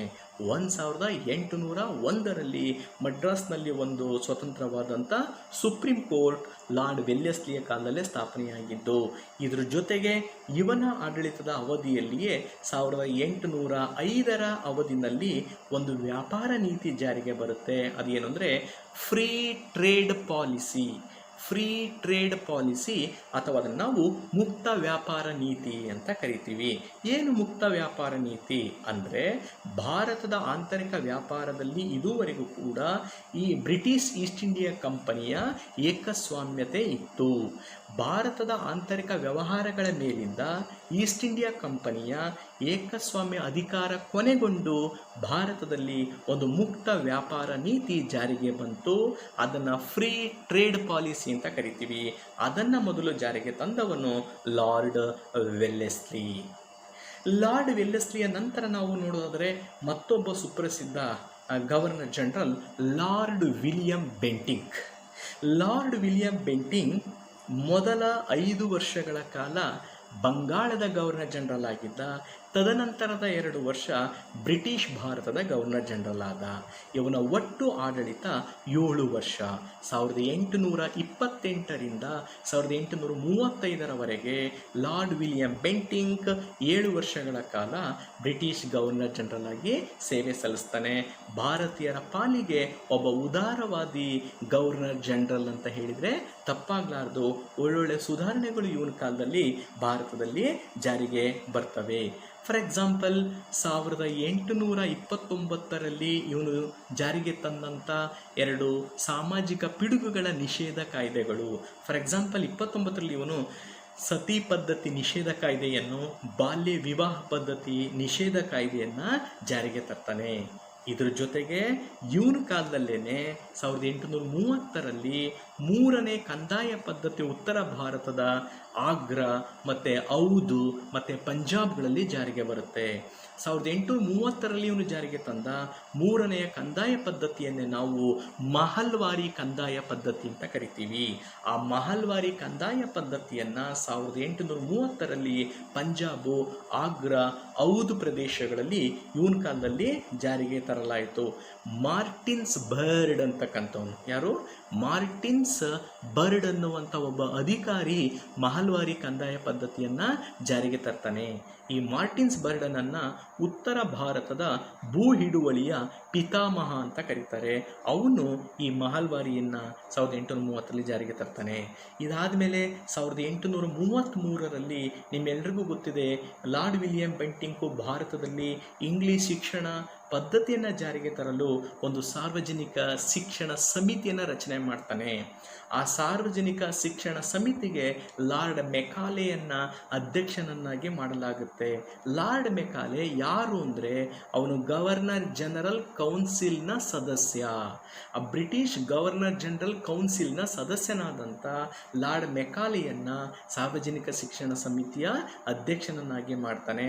ಅಂತಿಮವಾಗಿ 1834 34-35 ಅವಧಿಯಲ್ಲಿ ಅವನು ಒಂದು ಇಂಗ್ಲಿಷ್ ಶಿಕ್ಷಣದ ವರದಿಯನ್ನು ಬ್ರಿಟಿಷ್ ಸರ್ಕಾರಕ್ಕೆ ಮಂಡಿಸ್ತಾನೆ. ಆ ವರದಿಯ ಆಧಾರದ ಮೇಲೆ, ಲಾರ್ಡ್ ಮೆಕಾಲೆಯ ವರದಿಯ ಆಧಾರದ ಮೇಲೆ 1835ರಲ್ಲಿ ಭಾರತದಲ್ಲಿ ಇಂಗ್ಲಿಷ್ ಶಿಕ್ಷಣ ಪದ್ಧತಿ ಜಾರಿಗೆ ಬರುತ್ತದೆ. ಅದನ್ನು ಮೆಕಾಲೆ ಇಂಗ್ಲಿಷ್ ಶಿಕ್ಷಣ ಪದ್ಧತಿ ಅಂತಲೂ ಕೂಡ ಕರೀತಾರೆ. 1835. ಇದ್ರ ಜೊತೆಗೆ 1833ರಲ್ಲಿ ಇವನ ಆಳ್ವಿಕೆಯ ಕಾಲದಲ್ಲಿಯೇ ಮತ್ತೊಂದು ಐತಿಹಾಸಿಕ ಚಾರ್ಟರ್ ಕಾಯ್ದೆ ಜಾರಿಗೆ ಬರುತ್ತೆ. ಈ 33ರ ಚಾರ್ಟರ್ ಕಾಯ್ದೆಯ ಮೂಲಕವೇ ಅವನು ಭಾರತದಲ್ಲಿ ಇಂಗ್ಲಿಷ್ ಶಿಕ್ಷಣವನ್ನು ನೀಡಲು ಈ ಹಿಂದೆ ಸಂಗ್ರಹವಾಗಿದ್ದ 20 ಲಕ್ಷ ಹಣವನ್ನು ವಿನಿಯೋಗ ಮಾಡುವಂಥ ಒಂದು ಪ್ರಯತ್ನವನ್ನು ಮಾಡ್ತಾನೆ. ಈ ಕಾಯ್ದೆಯ ಮೂಲಕ ಭಾರತದಲ್ಲಿ ಗುಲಾಮಗಿರಿಯನ್ನು ನಿಷೇಧ ಮಾಡುವಂಥ ಒಂದು ಪ್ರಯತ್ನವನ್ನು ಮಾಡ್ತಾನೆ.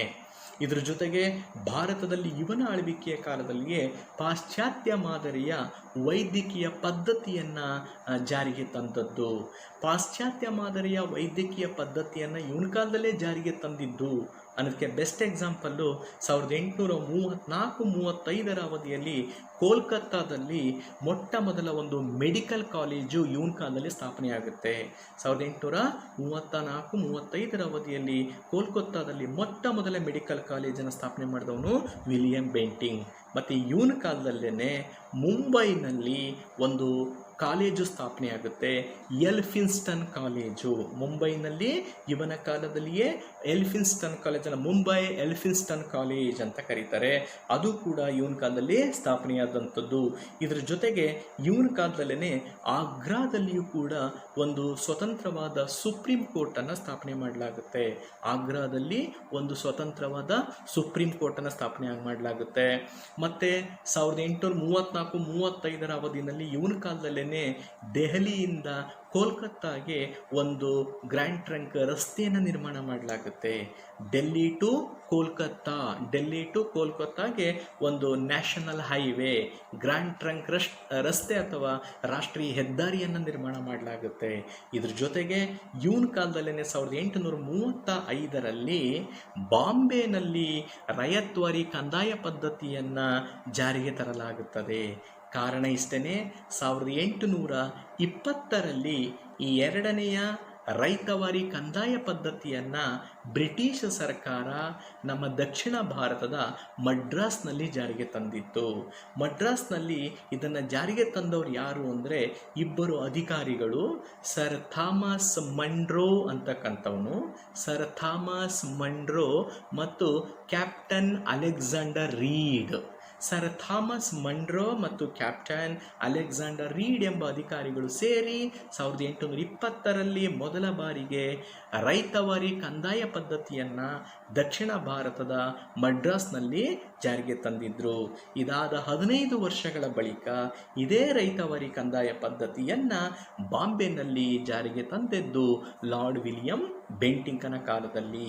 ಆದ್ದರಿಂದ ಲಾರ್ಡ್ ವಿಲಿಯಂ ಬೆಂಟಿಂಕು ಎಲ್ಲೋ ಒಂದು ಕಡೆ ಭಾರತದ ಪಾಲಿಗೆ ಅತ್ಯುತ್ತಮವಾದಂಥ ಕೆಲವೊಂದು ಆಡಳಿತಾತ್ಮಕ ಯೋಜನೆಗಳನ್ನು ಜಾರಿಗೆ ತಂದಂಥ ಗವರ್ನರ್ ಜನರಲ್ ಆಗಿದ್ದಾನೆ. 1828ರಿಂದ 33ರವರೆಗೆ ಇವನು ಕೇವಲ ಬಂಗಾಳದ ಗವರ್ನರ್ ಜನರಲ್ ಆಗಿದ್ದ.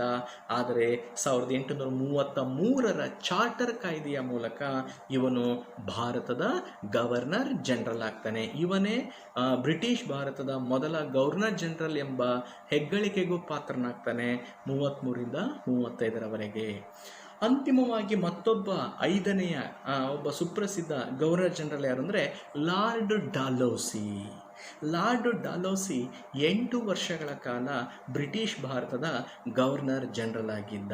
ತನ್ನ 8 ವರ್ಷಗಳ ಅವಧಿಯಲ್ಲಿ ಇವನು ಕೂಡ ಬಹಳ ಅದ್ಭುತವಾದಂಥ ಕೆಲವೊಂದು ಸುಧಾರಣೆಗಳನ್ನು ಜಾರಿಗೆ ತರ್ತಾನೆ.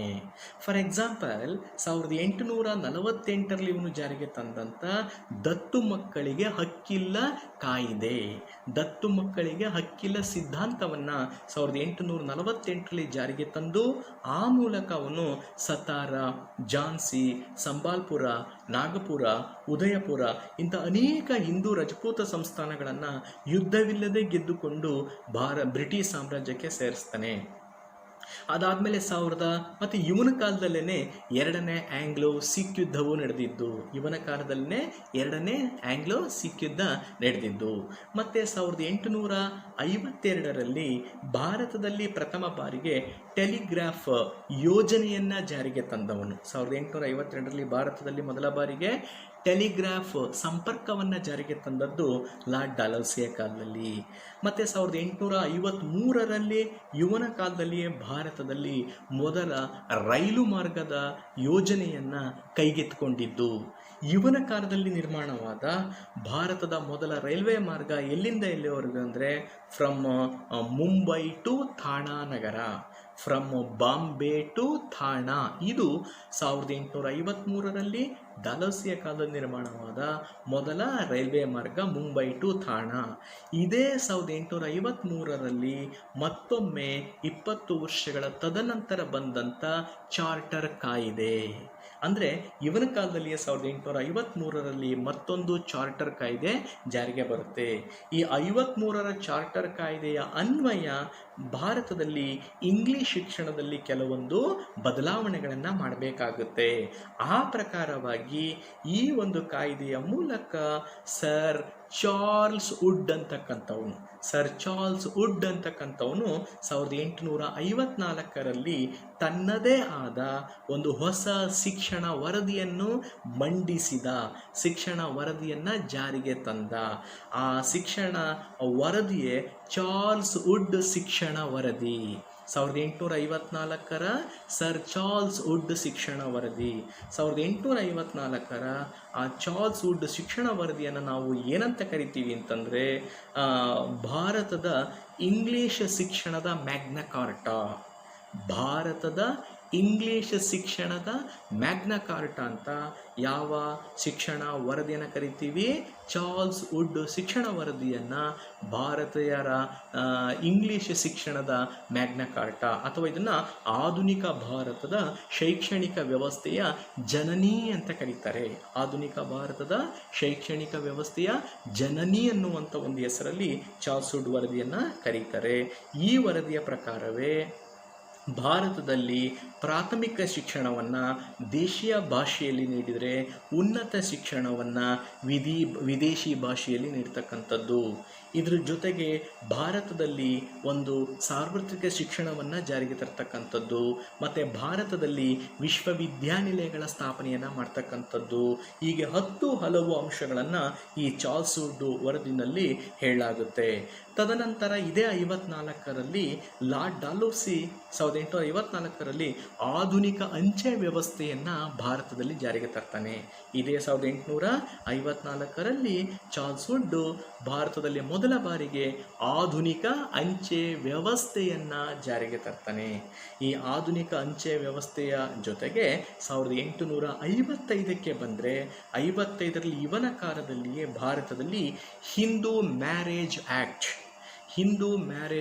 ಅಥವಾ ಹಿಂದೂ ವಿವಾಹ ಕಾಯ್ದೆ ಜಾರಿಗೆ ಬರುತ್ತದೆ. ಆ ಹಿಂದೂ ವಿವಾಹ ಕಾಯ್ದೆಗೆ ಅನುಗುಣವಾಗಿ ಅದರ ಆಧಾರದ ಮೇಲೇ 1856ರಲ್ಲಿ ಭಾರತದಲ್ಲಿ ವಿಧವಾ ಪುನರ್ವಿವಾಹ ಕಾಯ್ದೆಯನ್ನು ಜಾರಿಗೆ ತಂದದ್ದು. ಯಾವ ಕಾಯ್ದೆ? ವಿಧವಾ ಪುನರ್ವಿವಾಹ ಕಾಯ್ದೆ. ಅಂದರೆ ಈ ಹಿಂದೆ ಈಶ್ವರಚಂದ್ರ ವಿದ್ಯಾಸಾಗರ್ ಅವರು ವಿಧವಾ ಪುನರ್ವಿವಾಹ ಚಳುವಳಿಯನ್ನು ದೊಡ್ಡ ಮಟ್ಟದಲ್ಲಿ ಮಾಡಿದರು. ಅದರ ಪರಿಣಾಮವಾಗಿ 1855ರ ಹಿಂದೂ ವಿವಾಹ ಕಾಯ್ದೆಗೆ ಪೂರಕವಾಗಿ 56ರಲ್ಲಿ ವಿಧವಾ ಪುನರ್ವಿವಾಹ ಕಾಯ್ದೆಯನ್ನು ಡಲ್ಹೌಸಿಯ ಕಾಲದಲ್ಲಿ ಜಾರಿಗೆ ತರಲಾಯಿತು. ಮತ್ತು ಇದೇ 1856ರಲ್ಲಿ ಇವನ ಕಾಲದಲ್ಲಿಯೇ ಭಾರತದಲ್ಲಿ ಮೊದಲ ಬಾರಿಗೆ ಲೋಕೋಪಯೋಗಿ ಇಲಾಖೆಯನ್ನು ಸ್ಥಾಪಿಸಲಾಯಿತು. ಯಾವ ಇಲಾಖೆ? ಲೋಕೋಪಯೋಗಿ ಇಲಾಖೆ. ಒಂದು ಸ್ವತಂತ್ರವಾದ ಲೋಕೋಪಯೋಗಿ ಇಲಾಖೆ ಭಾರತದಲ್ಲಿ ಸ್ಥಾಪನೆಯಾಗಿದ್ದು ಲಾರ್ಡ್ ಡಲ್ಹೌಸಿಯ ಕಾಲದಲ್ಲಿ. ಅದನ್ನು PW ಡಿಪಾರ್ಟ್ಮೆಂಟ್ ಅಥವಾ ಪಬ್ಲಿಕ್ ವರ್ಕ್ಸ್ ಡಿಪಾರ್ಟ್ಮೆಂಟ್ ಅಂತ ಕರೀತಾರೆ. ಅಂತಿಮವಾಗಿ ಲಾರ್ಡ್ ಡಲ್ಹೌಸಿಯ ನಂತರ 1856ರಿಂದ ಹಿಡಿದು 58ರವರೆಗೆ ಗಮನಿಸಬೇಕು. 1856ರಿಂದ ಹಿಡಿದು 58ರವರೆಗೆ ಕೊನೆಯ 2 ವರ್ಷಗಳ ಕಾಲ ಯಾರು ಕೊನೆಯ ಬ್ರಿಟಿಷ್ ಗವರ್ನರ್ ಜನರಲ್ ಆಗಿದ್ದರು ಅಂದರೆ ಲಾರ್ಡ್ ಲಾರ್ಡ್ ಕ್ಯಾನಿಂಗ್. ಈ ಲಾರ್ಡ್ ಕ್ಯಾನಿಂಗನ ಕಾಲದಲ್ಲೇ 1857ರಲ್ಲಿ ಸಿಪಾಯಿ ದಂಗೆ ನಡೆದದ್ದು. ಇದರ ಜೊತೆಗೆ ಇವನ 2 ವರ್ಷಗಳ ಅವಧಿಯಲ್ಲಿಯೇ 1857ರಲ್ಲಿ ಭಾರತದ 3 ಪ್ರೆಸಿಡೆನ್ಸಿಗಳಲ್ಲಿ ವಿಶ್ವವಿದ್ಯಾನಿಲಯಗಳು ಸ್ಥಾಪನೆಯಾಗಿದ್ದು. 1857ರಲ್ಲಿ ಬಾಂಬೆ ವಿಶ್ವವಿದ್ಯಾನಿಲಯ, ಕೋಲ್ಕತ್ತಾ ವಿಶ್ವವಿದ್ಯಾನಿಲಯ ಮತ್ತು ಮಡ್ರಾಸ್ ವಿಶ್ವವಿದ್ಯಾನಿಲಯ. ಇದರ ಜೊತೆಗೆ ಇದೇ ಇವನ ಆ 2 ವರ್ಷಗಳ ಅವಧಿಯ ಮಧ್ಯದಲ್ಲಿ 57ರಲ್ಲಿ ಸಿಪಾಯಿ ದಂಗೆ ಅಥವಾ ಭಾರತೀಯ ಸ್ವಾತಂತ್ರ್ಯ ಸಂಗ್ರಾಮ ನಡೆದು 1858ರಲ್ಲಿ ವಿಕ್ಟೋರಿಯಾ ಮ್ಯಾಗ್ನಾ ಕಾರ್ಟಾ ಅಥವಾ 1858ರ ವಿಕ್ಟೋರಿಯಾ ಕಾಯ್ದೆ ಜಾರಿಗೆ ಬರುವ ಮೂಲಕ ಭಾರತದಲ್ಲಿ ಗವರ್ನರ್ ಜನರಲ್ಗಳ ಅಧಿಕಾರ ಅಧಿಕೃತವಾಗಿ ಕೊನೆಯಾಗುತ್ತೆ.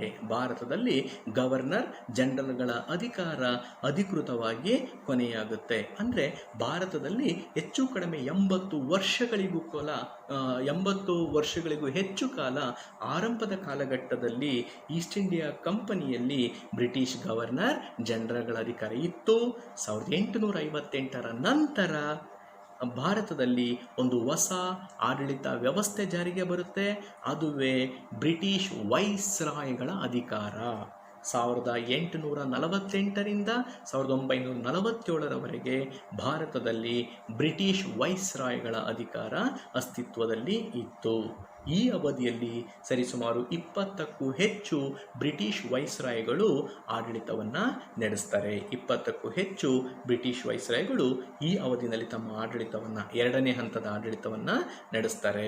ಆದರೆ 1858ಕ್ಕೆ ಭಾರತದಲ್ಲಿ ಬ್ರಿಟಿಷ್ ಈಸ್ಟ್ ಇಂಡಿಯಾ ಕಂಪನಿಯ ಆಡಳಿತ ಕೊನೆಯಾಗುತ್ತೆ. ಅಲ್ಲಿಂದ ಮುಂದೆ ಭಾರತ ನೇರವಾಗಿ ಬ್ರಿಟಿಷ್ ಸಾಮ್ರಾಜ್ಞಿಯ ಆಡಳಿತಕ್ಕೆ, ಬ್ರಿಟಿಷ್ ಸಾಮ್ರಾಜ್ಞಿಯ ನೇರ ಆಳ್ವಿಕೆಗೆ ಒಳಪಡುತ್ತದೆ. ಸೊ ಇಷ್ಟು ಭಾರತಕ್ಕೆ ಬಂದ ಯುರೋಪಿಯನ್ನರು ಮತ್ತು ಹೇಗೆ ಬ್ರಿಟಿಷರು ಭಾರತದಲ್ಲಿ ತಮ್ಮ ರಾಜಕೀಯ ಪ್ರಭುತ್ವವನ್ನು ಹಂತ ಹಂತವಾಗಿ ಸ್ಥಾಪನೆ ಮಾಡಿಕೊಂಡು 1857ರ ಹೊತ್ತಿಗೆ ಭಾರತದಲ್ಲಿ ತಮ್ಮದೇ ಆದ ಒಂದು ಸ್ವತಂತ್ರವಾದ ಸಾಮ್ರಾಜ್ಯವನ್ನು ಕಟ್ಟಿಕೊಂಡರು ಅಥವಾ ಪ್ರಬಲವಾದ ಸಾಮ್ರಾಜ್ಯಶಾಹಿ ಪ್ರಭುತ್ವವನ್ನು ಸ್ಥಾಪನೆ ಮಾಡಿಕೊಂಡರು ಎಂಬುದು.